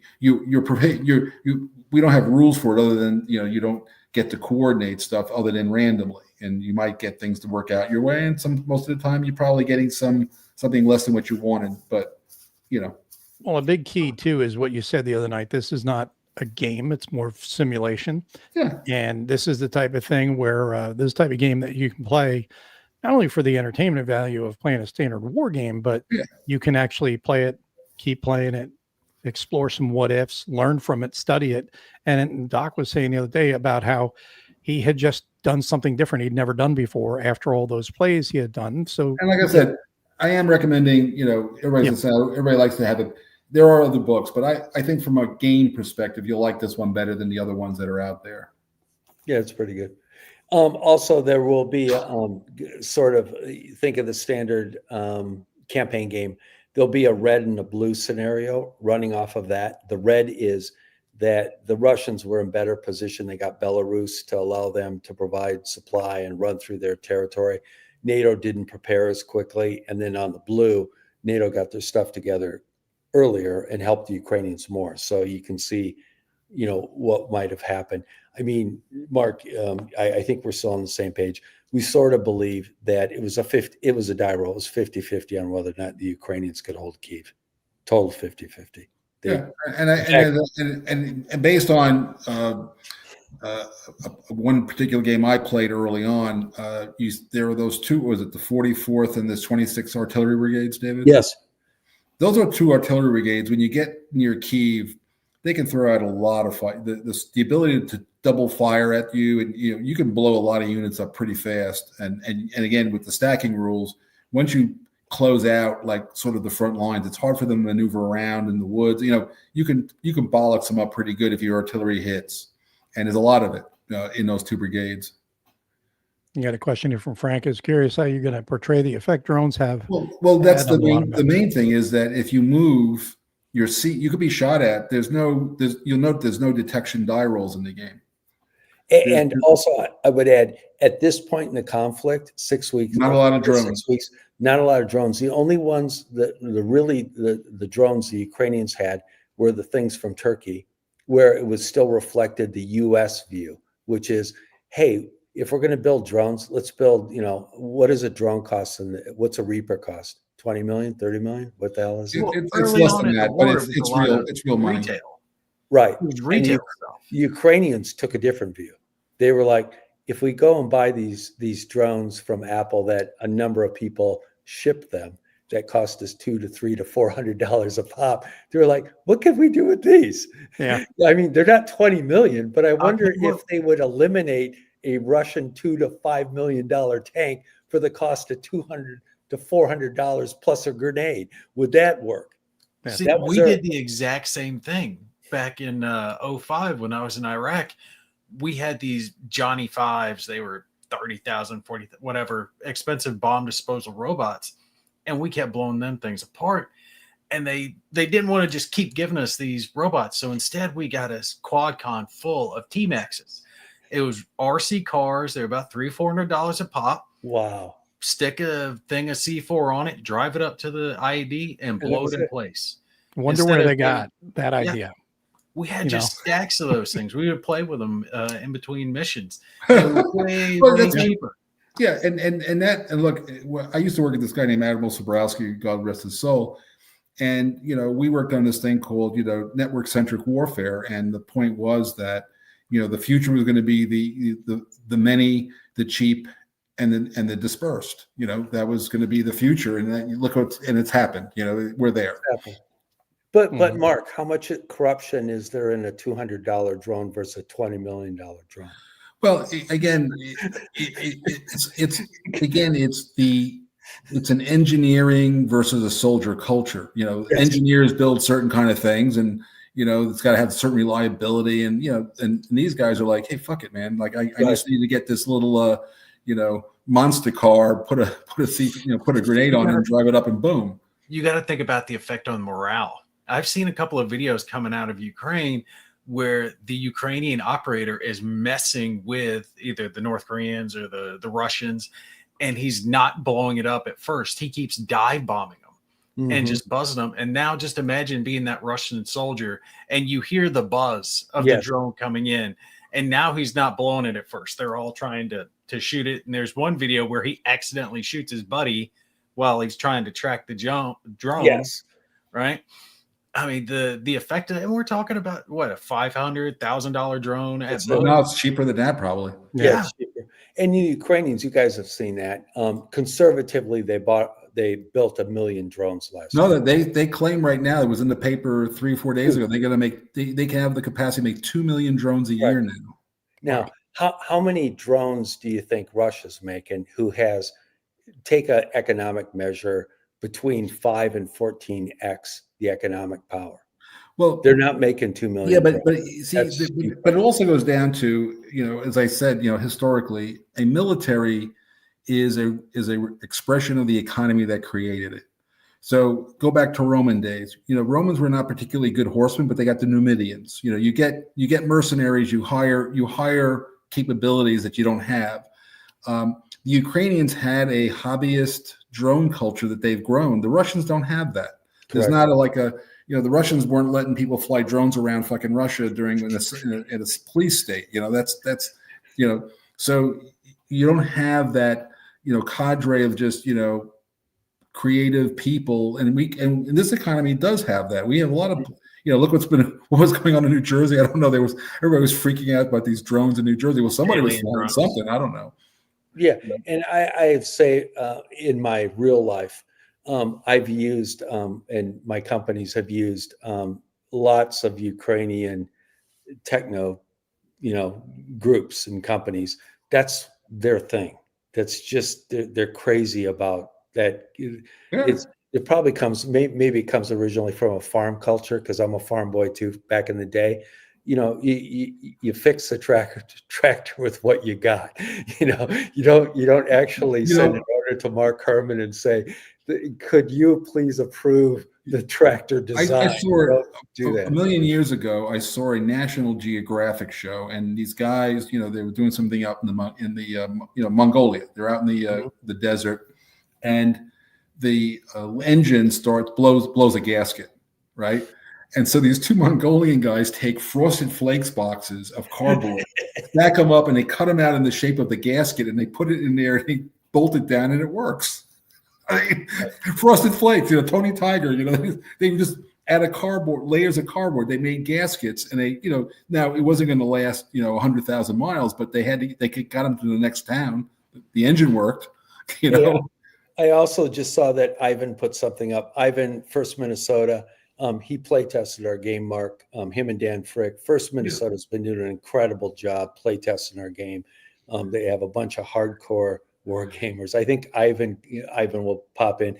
Yeah, I believe he's someone that plays that ridiculous Vietnam game, you and Carp's game. I was just a he's publisher. Played the whole thing. These guys are nuts. Well, believe it or not, so you guys know who Tony Curtis is from GMT? Mm-hmm.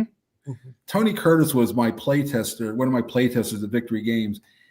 He played the Vietnam campaign game twice, and every single move handwritten on a piece of paper. Wow. Each playthrough was like a small book.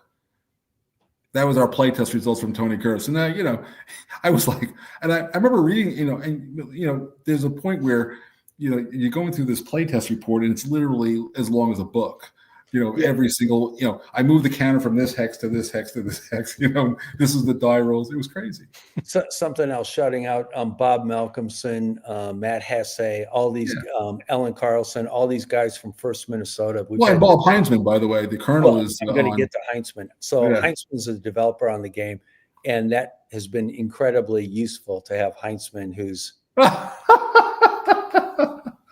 Is that right? I believe him. I don't remember. That's nuts.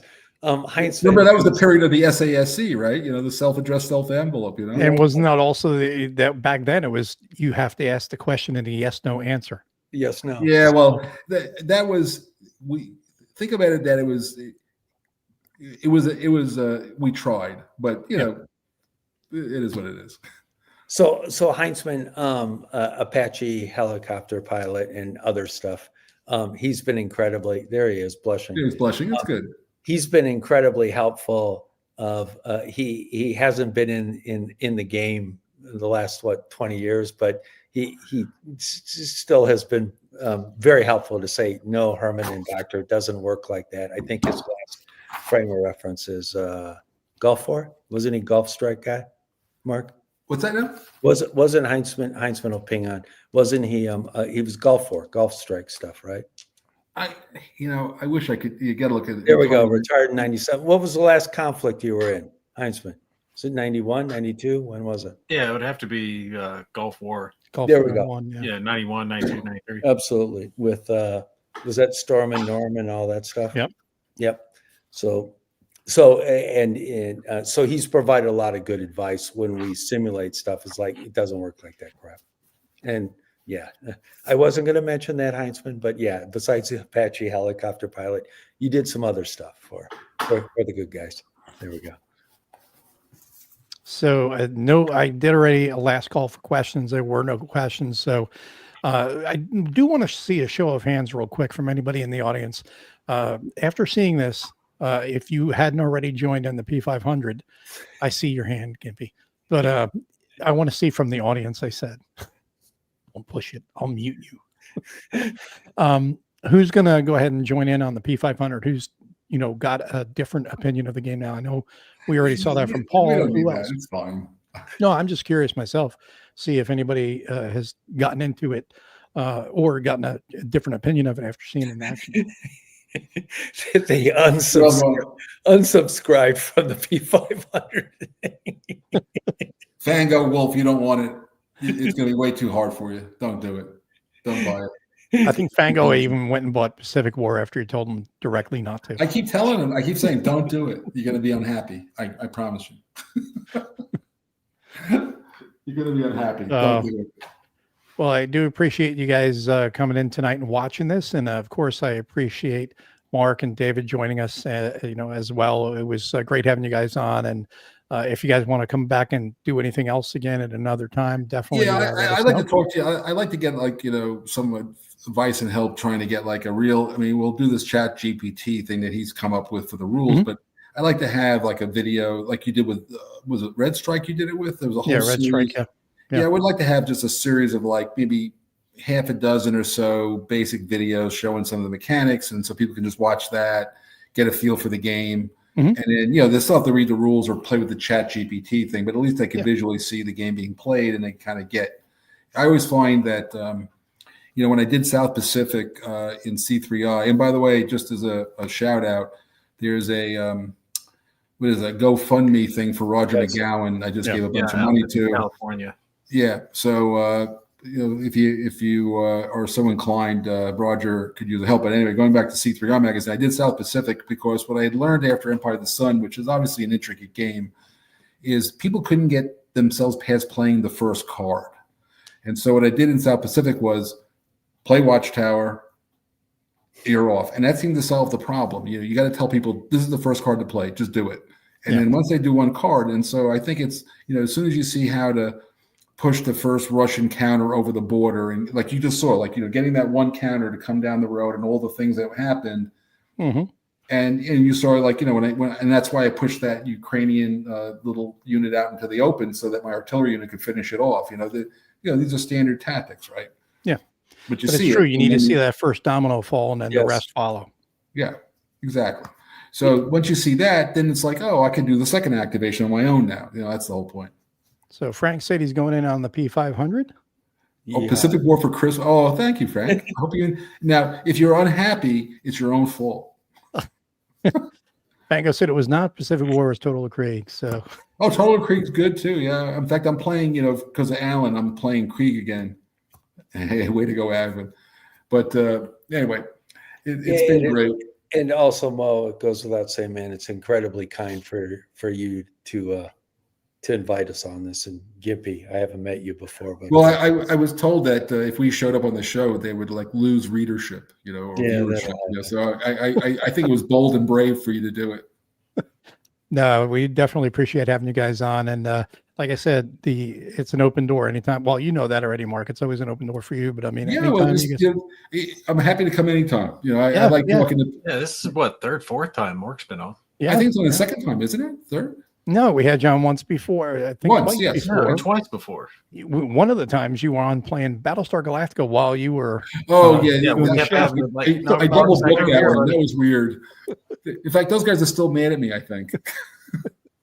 No, that was great. So, if you want to come back in and do anything more on the game, just let us know, and we'll let everybody know. And That way everybody can see a little bit more. But appreciate all you guys tonight. And thanks to our guests, Mark and David, and of course, my awesome co-host, Nate. Yeah, really what happened to Kev? I don't know. I I think he ran a little later than 5 minutes. Yeah. He was going to a charity event, and his wife said, "You're not going. You're staying. Yeah. You're going out to drink with these people, or he's at party. He's probably You're loaded not playing right your now. damn games tonight." Yeah, you're not. I own you tonight, boy." Hey, before we get off though, Mo Sure. and Nate, since I got you on, Mo first, then Nate. How the hell did you get into the hobby? Well, the funniest thing is when I was a kid, I had always been into the military. I think like most war gamers, you have interest in history and war games. And the first war game I got was because of the cover. I think I was about 9 or 10 years old when I got it. It was South Africa, The Death of Colonialism. I got that game. And You mean the S&T played- game? Yes. And I got that game and I played it. And I was just like, man, I must be playing something wrong because it doesn't end. Well, you were too young to know this, but what happened was the game came out, and apparently some journalists got it. And remember, it was apartheid was full bloom, and David, by the way, just was married to a South African, by the way, just so you should know that. That's right. So apparently, the way the story goes, these journalists got a hold of the game. They're playing it, and the police state, as it were watching, and they wanted to say, like, how's this thing going to turn out? When they found out, they concluded that there was really no way for them to win. They then banned it. So the game was banned in South Africa. Hey, Mark, so was that a Dunnigan idea? Where did it come from? No, I got to be honest with you.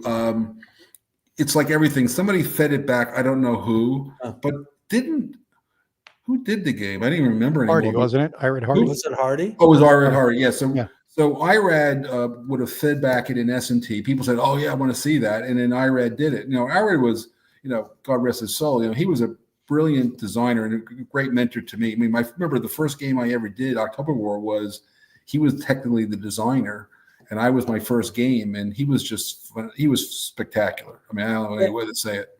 That wasn't a game. I know that SPI again. I mean, Mo and Nate. It's an unbelievable history between sci-fi, the U.S. military, and SPI and Avalon Hill. There's an incredible link there. This wasn't a request from the South Africans. This one, no, got it. Definitely not. No, this was something that Irad or Dunnigan must have cooked it up, and they fed it back, and it went, and then they did it. Cool. And Bob says, and I hung around. Yeah, even after playing that game, I hung around. And what's funnier is a couple of years ago, I went and got a copy of it because I was like, you know what? I want to revisit that game and see now if. How is it, Bob? Is it any good? How is it? It just goes on until you lose, until you quit or lose. Yeah. But I want to revisit it again just to see if I can change up maybe some of the victory conditions in a way to where there is actually a point where South Africa could technically win if they survive a certain amount of turns or whatever. I think the fix was in.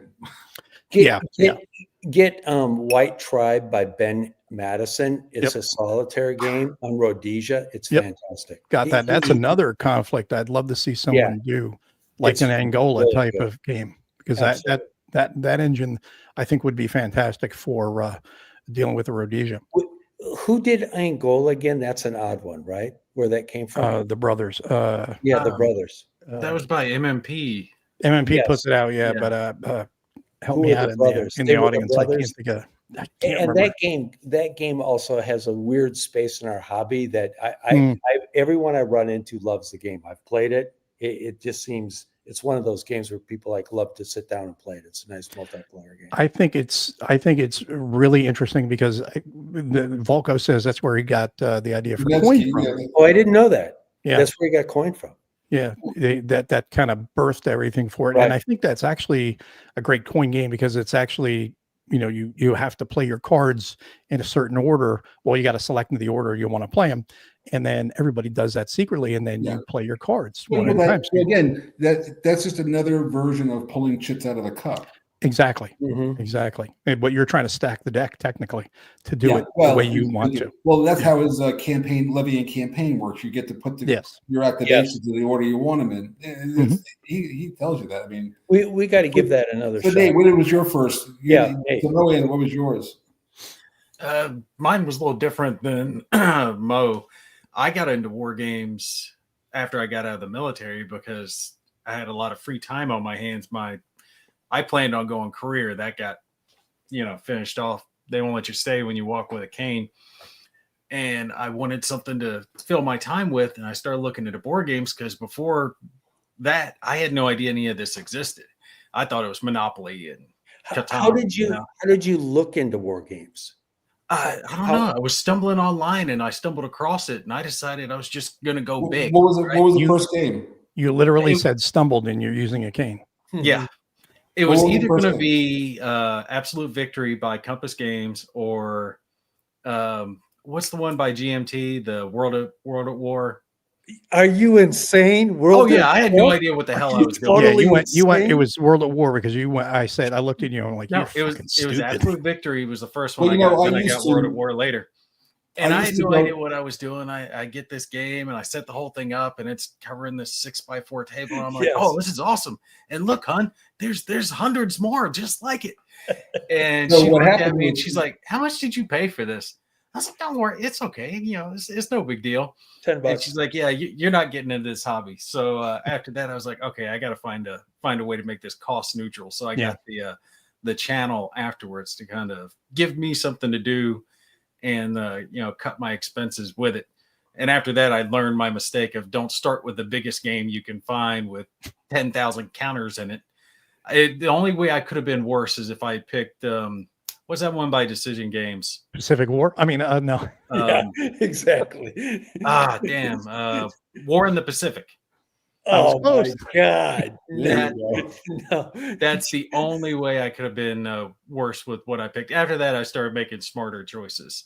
Well, I will tell you that when, after we went into, Iraq, I had, from all the years I had, boxes of stuff in a storage unit.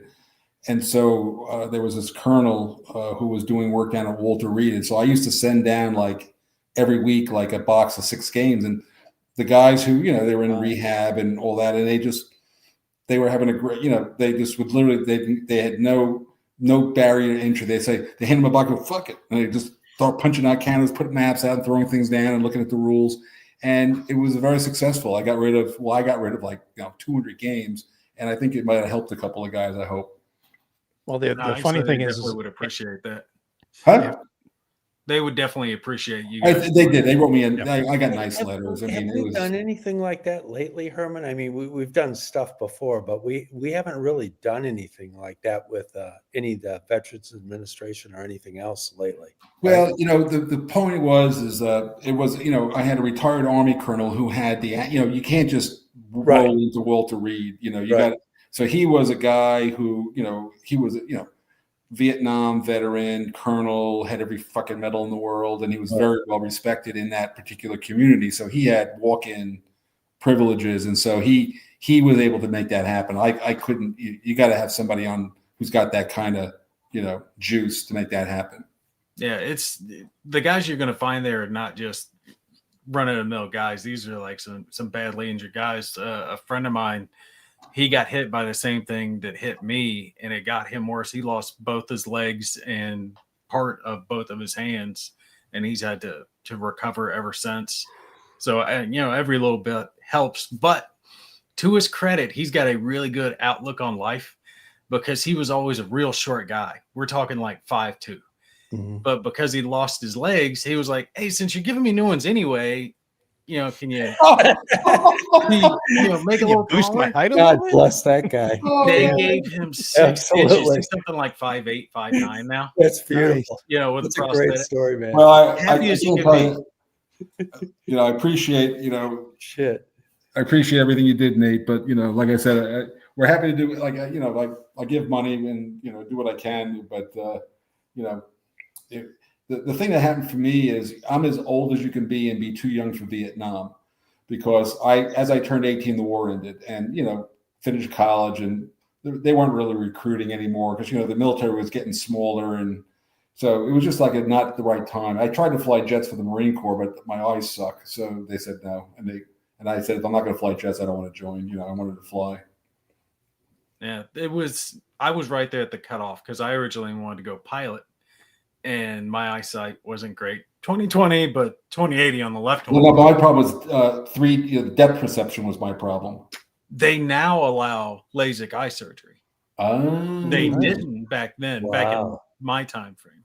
But now they're allow guys to get it because it's improved, newer techniques, and they know like the G forces aren't going to cause the guy's eyes to just like pop. Yeah. Well, also that surgery didn't exist when I was. That didn't exist. Yeah, it wasn't even an option. Were you? So you must have been draft eligible for Vietnam. I have my draft card. Yes. Wow. Damn. But in the lottery, I was first off, I turned 18 and they signed the peace accord. There was no more war. Yeah. I turned 18 in November of 1972, and they signed the peace accord like February 1st of 73. But you went to college though, right? In college, I was in college when it happened. Yes. Yeah, it gave you an exemption, didn't it, from the draft? The exemptions were gone at that point. There were no exemptions for college after. I don't know what year they got rid of it. I had no exemptions. They got rid of that somewhere right after TET, like somewhere at 69 or 70. They got rid of all exemptions. So when you were 17, was it something that you were like thinking about? If they drafted me, I would just want to gone. That's all. Shiest. Well, remember, my father was a frogman in the Navy. Right. Everybody in my family fought in World War II. I'll tell you a funny one on that. Every military guy always tells the other guys that they had it worse. And I ran into a couple of vets. One was a World War II vet who landed at Normandy. Another guy was a Vietnam vet who was fighting in the jungles. And then there was me. The World War II vet was wounded. I can't remember how, but the Vietnam vet was shot 9 times. 9 times, and he survived. And you've got the three of us standing there like, no, it was worse for you. You were in the jungle where you had to storm the beaches. Well, it was the desert there. There was nothing. You guys could just, all three of us just sitting there telling each other how they had it worse than, the other guy did. Really, really great guys. So the opposite just of like this, my you start day. telling war stories. Yeah, different. One of the guys I'm still close to, a guy named Charlie Zahoski. He was a Crusader pilot. He got shot down over North Vietnam, and he did 5.5 years, as the guest of the of our opponents. And he was part of what they call it's like a Southeast Asia officer thing. And I used to go, but I used to meet all the POW guys, and you cannot believe how rude those guys talk to each other. Unbelievable. I met McCain a couple of times. They're amazing. But you got to tell them too. You met John Glenn once. Oh, I did meet John Glenn, but he was not a prisoner. John Glenn, by the way, is the coolest guy in the world. He's a god. I'm sorry. Yeah. Well, I got one that is close to or very similar to someone you met when you were talking about meeting Glenn. I got to meet and shake hands with Buzz Aldrin, and I was. Oh, did you see? He just turned 90 yesterday. It was his birthday. I was just like, my wife was laughing. She's like, "You're like a little kid." I'm like, "This is the coolest thing ever." Absolutely, dude. You didn't make the mistake of running up on a phony, did you? What's that? You ever see that video? This guy runs up to Buzz Aldrin and tells him he's a phony. Oh, he punched him in the face. No, hell no. Yeah. What? Yeah, it's great. He punched him in the face. It was awesome. Yeah. I will tell you, when I met Glenn, we were running a war game down in Pennsylvania, a classified war game. And Glenn was like representing the Congress. He was in the war game. He was being the Congress. Mm-hmm. And they had us back in the, I was running all the computers and the war game itself back in the chief's mess, like we had to go through the kitchen to get to this room, and I had all my computers up. My guys were in, it was a tiny room, but they were all in there. And Glenn comes in. They said, Senator Glenn liked to talk about how he was on the Armed Forces Committee. He wants to see how you handle personnel in the model. So he came in, and literally, if I'm sitting here, he is literally right there. And for 30 minutes, I'm like, and then, but the best part was when he's leaving the room, because remember, he came through the door, like the door opened this way, he came in that way. as he's leaving the room, he could see behind the door there was a map of Korea because we had maps all around the world, but the Korea map was behind the door. He goes to the door, he goes, and then he goes, they told me if I ever got shot down, I had to go look. Oh, there's that beach I was supposed to crash land on. And then he started telling fucking Nick stories for another 45 minutes. Oh my God. Oh, that's awesome. Now it here's was one. beyond awesome. You know, Mark, Here's if you another one I remember, would've you loved did to the met. same thing to me I did. many years ago when Many we years were ago. both at the WBC.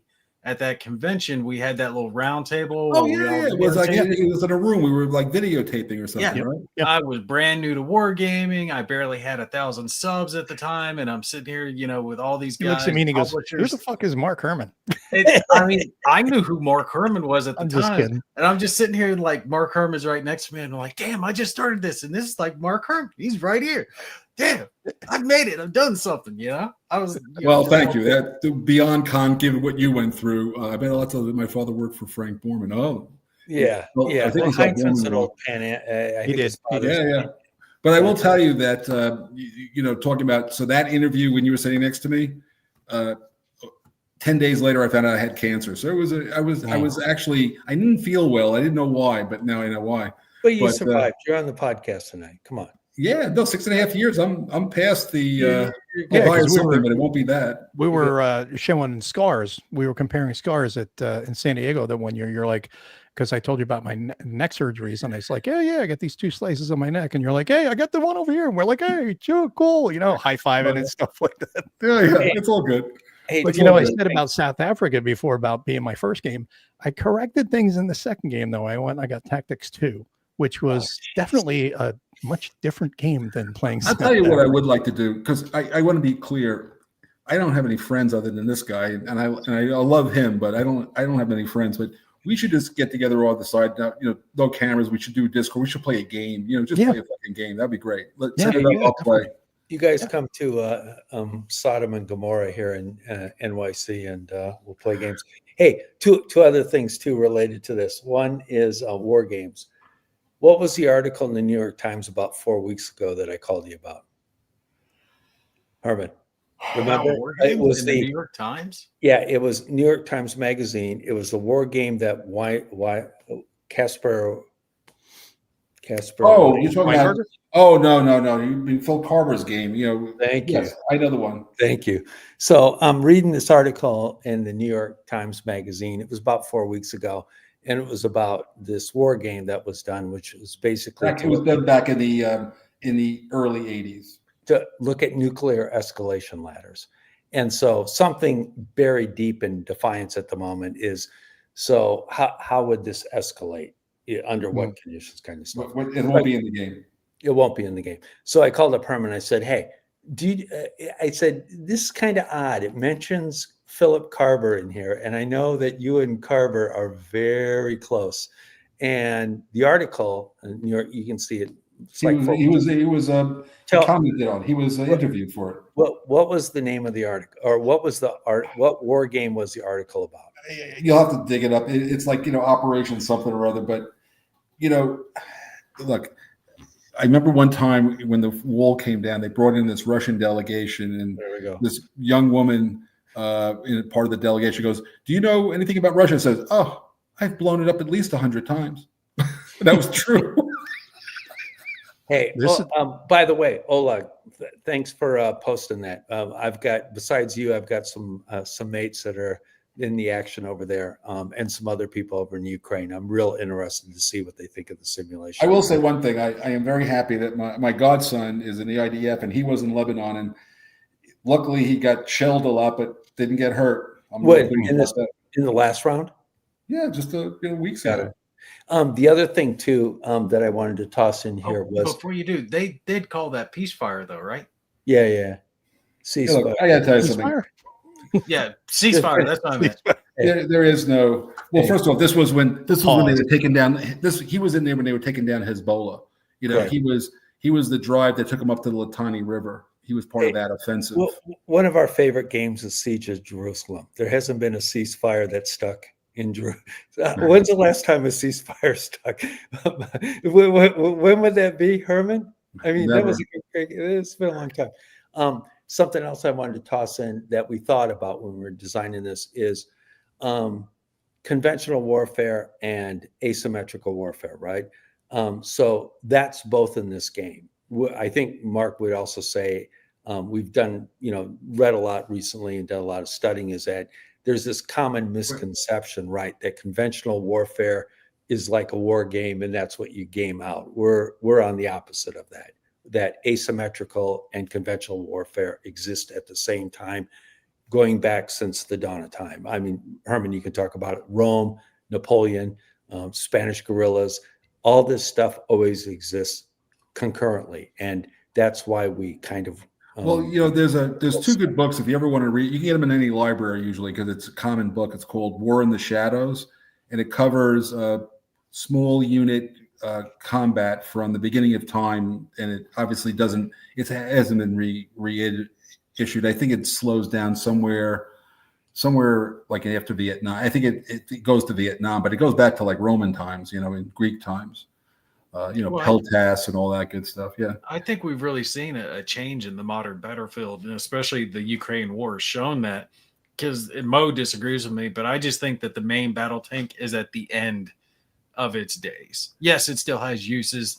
Yes, we're still going to see them on the fields for time to come, but the ability for a man-portable weapon to be able to just devastate a $3, $4, $5 million tank instantly, very quickly, safely. I mean, it's way different than firing a Panzerfaust back in World War II. Yeah, but it's like anything else. When there's something, when a new weapon or tactic comes out, there's something to counter it. So it's just another evolution in the battle. Yeah, Nate, I don't agree or disagree, but I think I totally agree with Mo. We're in a cycle right now. I said in the thing on Tuesday, so I'll reiterate it. Is that conventional artillery, indirect fires with based on information, network-centric warfare, like I worked on, revolutionary military affairs. It works. There's no question about it. Yeah. And has for ages. You connect everything up, and you can shoot at shit all over the place. Which right, Mark, that is the foundation for this game. Yeah, it is. And then you have the thing is what you just said, Nate, which 100% currently right now, man-portable lethality is huge. I mean, right now. And then the other one, as I mentioned, is conventional air power. The ground-based air power is dominating over air power as far as neutralizing it. You can't use it to gain advantage, but you can neutralize it to a greater than lesser degree.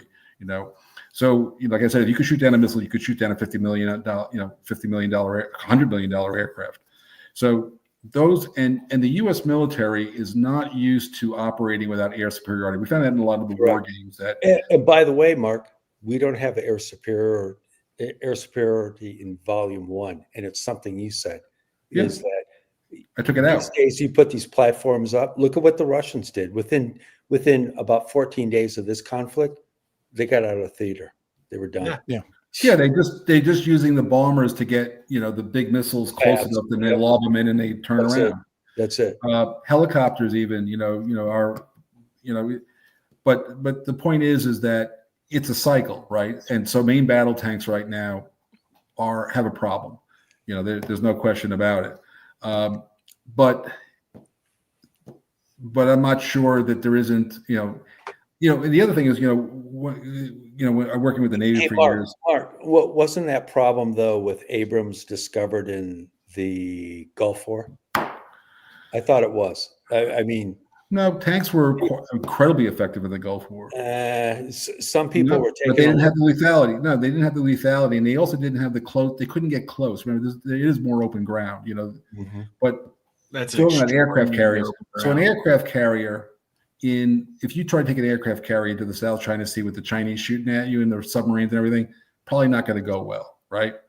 But unless you're at war with China, one aircraft carrier has more aircraft than 90% of the air forces of the entire world. Correct. Yeah. So not everything is for high intensity conflict.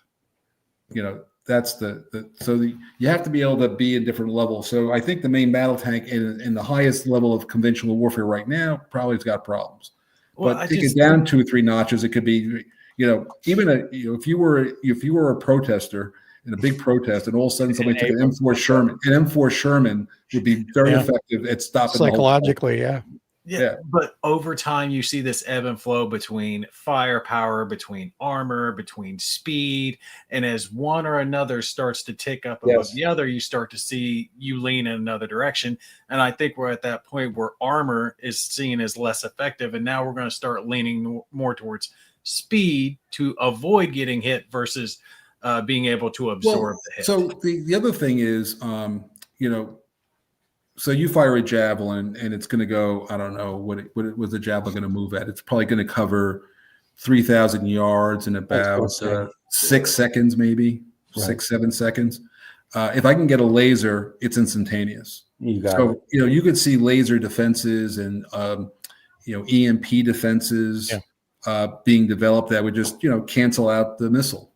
EMP is probably the next evolution, I would think. Well, they're already using it. That's what they already are using anti-UAV units. But again, the problem with the EMP, it's all about energy. You got to be able to bring energy onto the battlefield.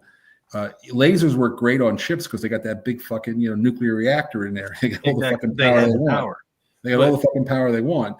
How much power are you going to have to put on the field? That's a lot of battery packs, right? For that laser. You're 100% right. So there has to be a breakthrough in battery storage power and endurance, and that could come. I mean, I don't know. I'm not but the auto industry is certainly working on making batteries better and better and better. And at some point, they may come up with something with enough power that you could actually have tactical lasers. Again, the evolution, the cycle, but technology will drive this. Let them make laser guns before I die. Well, you know what? Then we don't even need tanks. We'll just be using mechs at that point. Giant robots with lasers on them.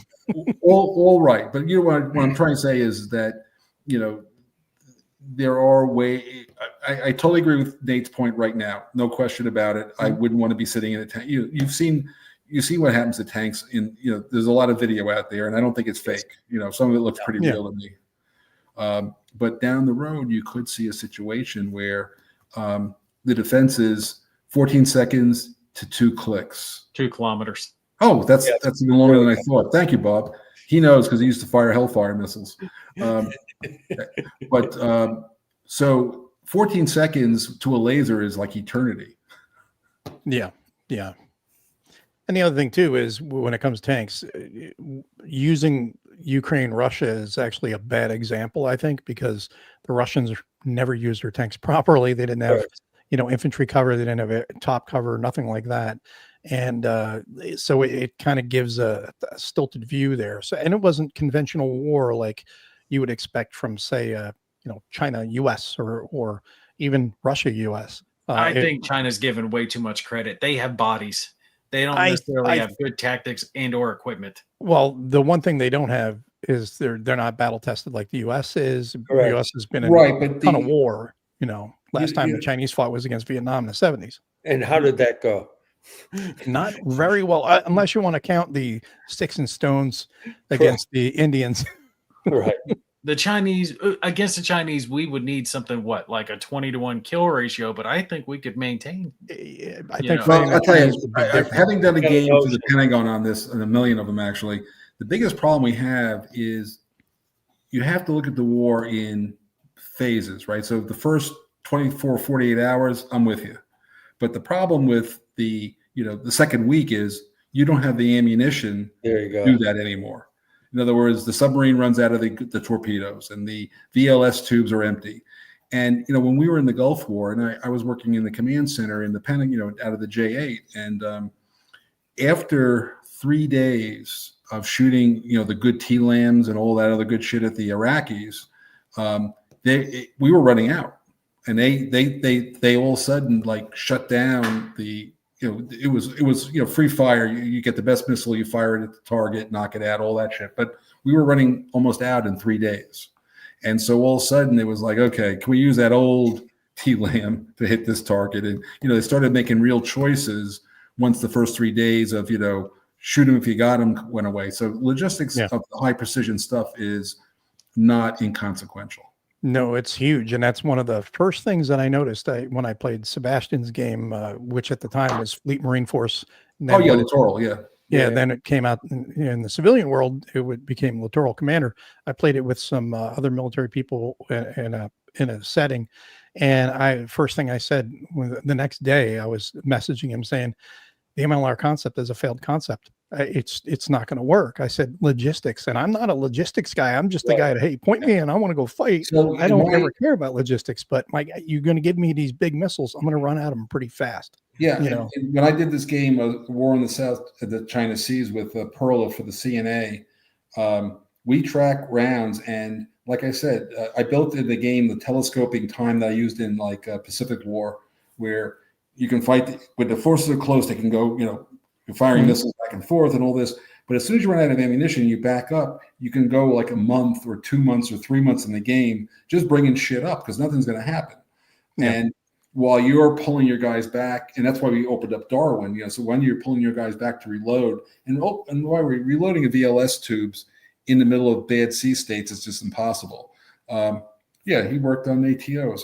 But the point is that you got to reload that shit. And while you're reloading, their troops are running around because they're close. We got to back up and And by the way, I saw that guy Oleg. I guess he's Ukrainian. We should give a copy of this to Zelensky. We will. Don't worry about it. We got it. I think you're kind of right about that, Mark. Got it wired. You're making a good point in the fact that a lot of our more recent conflicts have been shorter in nature to make the big punch, right? You think Iraq, we took out the Republican Guard and the Mujahideen relatively quickly, and then it was a holding action. So it wasn't a sustained high tempo conflict that was going to cause us to run out of munitions, over the long run to accomplish the goals. So that's a good point that I wasn't thinking about. Well, even in World War III, the hypothetical World War III stuff, all those games they're expected to be just a couple weeks.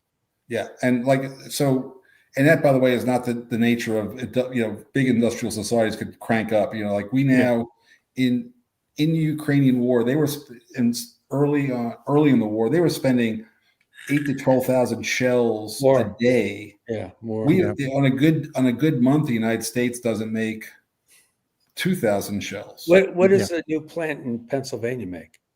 I don't know the answer, but that's what we had to do. And also, we were making about 35 javelins a month. They were shooting like 300 a fucking day. Right. Yeah, but this is also peacetime economy. If we switched over to a wartime economy, that's going to be completely different. Fully agree, but remember something. Not only do I have to make it, I got to drag it there.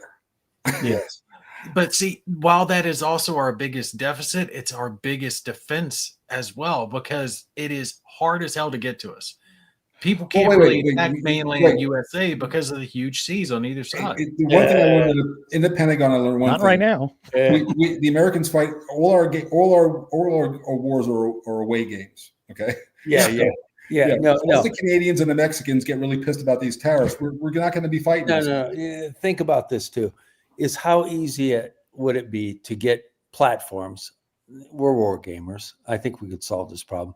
How easy would it be to get platforms close to launch a shitload of drones? I think it's incredibly easy. Easy. Well, not only that, I saw a thing recently where they were talking about transformers, how I forget the year, 2019 maybe, I think it was, that they had gotten a transformer in and they found out that there was a Chinese hardware backdoor into it. And since that time, you talking about like Optimus Prime transformers? Real transformers, power transformers. Okay, I was wondering where the hell you were going with that. Since that time, we've bought 462 more of those that are in our infrastructure. Yeah. So that's one way that they can easily infiltrate and stay over there. Not to mention the fact that they keep letting them buy all the farmland around all of our major military installations. Well, yeah, that too. Politicians, there's a whole bunch of issues with that. We're infiltrated already. If you're worried about the national security of the United States, you should be. Mm-hmm. Oh, yeah, I almost died for that shit. I don't like them, just I'm with you, but buy the shit around our bases. Again, the people that work on this assume that there's teams much larger than. Bob, the Chinese have gone out of their way. They have figured out there are papers about the fact that they have a whole bunch of systems just to shoot down wide body aircraft. Correct. They totally understand how they have figured out how they're not stupid. I mean, they figured out exactly how it goes somewhere, and they're prepared to shoot that down with long range SAMs. Yeah. Speaking of which, if you guys want to try a good digital game that's into the naval warfare, make sure you check out Sea Power. Wait. There was a point that went by on the screen I wanted to comment on. Have you ever seen? I was talking about this the other day. Have you ever seen those, celebratory Chinese things where they make like a dragon flying through the sky? It's all drones. That is that is the future of warfare, right? They're just practicing. Just think about you can have drones hovering somewhere. They could just be loitering and waiting and then send in and do whatever. They could be, they're going to be like running aircraft. We're going to be running seed and then it strikes and everything else. See, I've been telling the wife that I'm very worried about China right now because their economy is crashing. All that tofu drag, all that copy crap they've been making. Most of their young are graduating college with these degrees that are worthless to them, and they're ending up as delivery drivers or some slave labor factory worker. So now they have a huge population of fighting age men who are hopeless, and they need to do something. And one of the best things that you can do to give a boost to your economy is to get involved in a fairly large-scale war. It's going to cause all your production to gear up. I just realized it's 11:30 where I am, and my wife is probably already asleep. And when I try to get into that bed, she may kill me. There was a great book on that subject. It's either Guns. You need to deal with my wife? I don't think so. It's not Guns, Germs, Guns, Germs, Steel, or it's Guns, Germs, and Steel. Yeah, that's a great book. Yeah, which basically one of the reasons wars begin is you get a demographic bulge. You get too many young boys with too many hormones and nothing to do. And so you have them go kill people. They got to go do something, man. Anyway, I'm going to sign off. I got to go. Get done. I got a 2-year-old going to wake up at like 5:30 in the morning. Yeah, definitely have to be ready for that. But that's not your two. Is that your 2-year-old, Mark? Not you. It's not me, man. I'm done. No, listen, I'm from Brooklyn. I'm not from Hollywood. That's a granddaughter. Good. But I'm watching her, and I'm gonna have to. And she's gonna come looking for me, yelling my name in the morning. They all know that not to bother my wife, so they all come get me. So I'll be early. Thanks a lot. Well, thanks a lot, guys. Really appreciate it, and hope you guys enjoy rewatching this if you haven't already seen it. And make sure you get on the P500 for Defiance. It's over on the GMT website right now. And Mo, also, we'll send you a care package of some links. Perfect. Thank you. I appreciate that. Have a great night, everybody. Take care.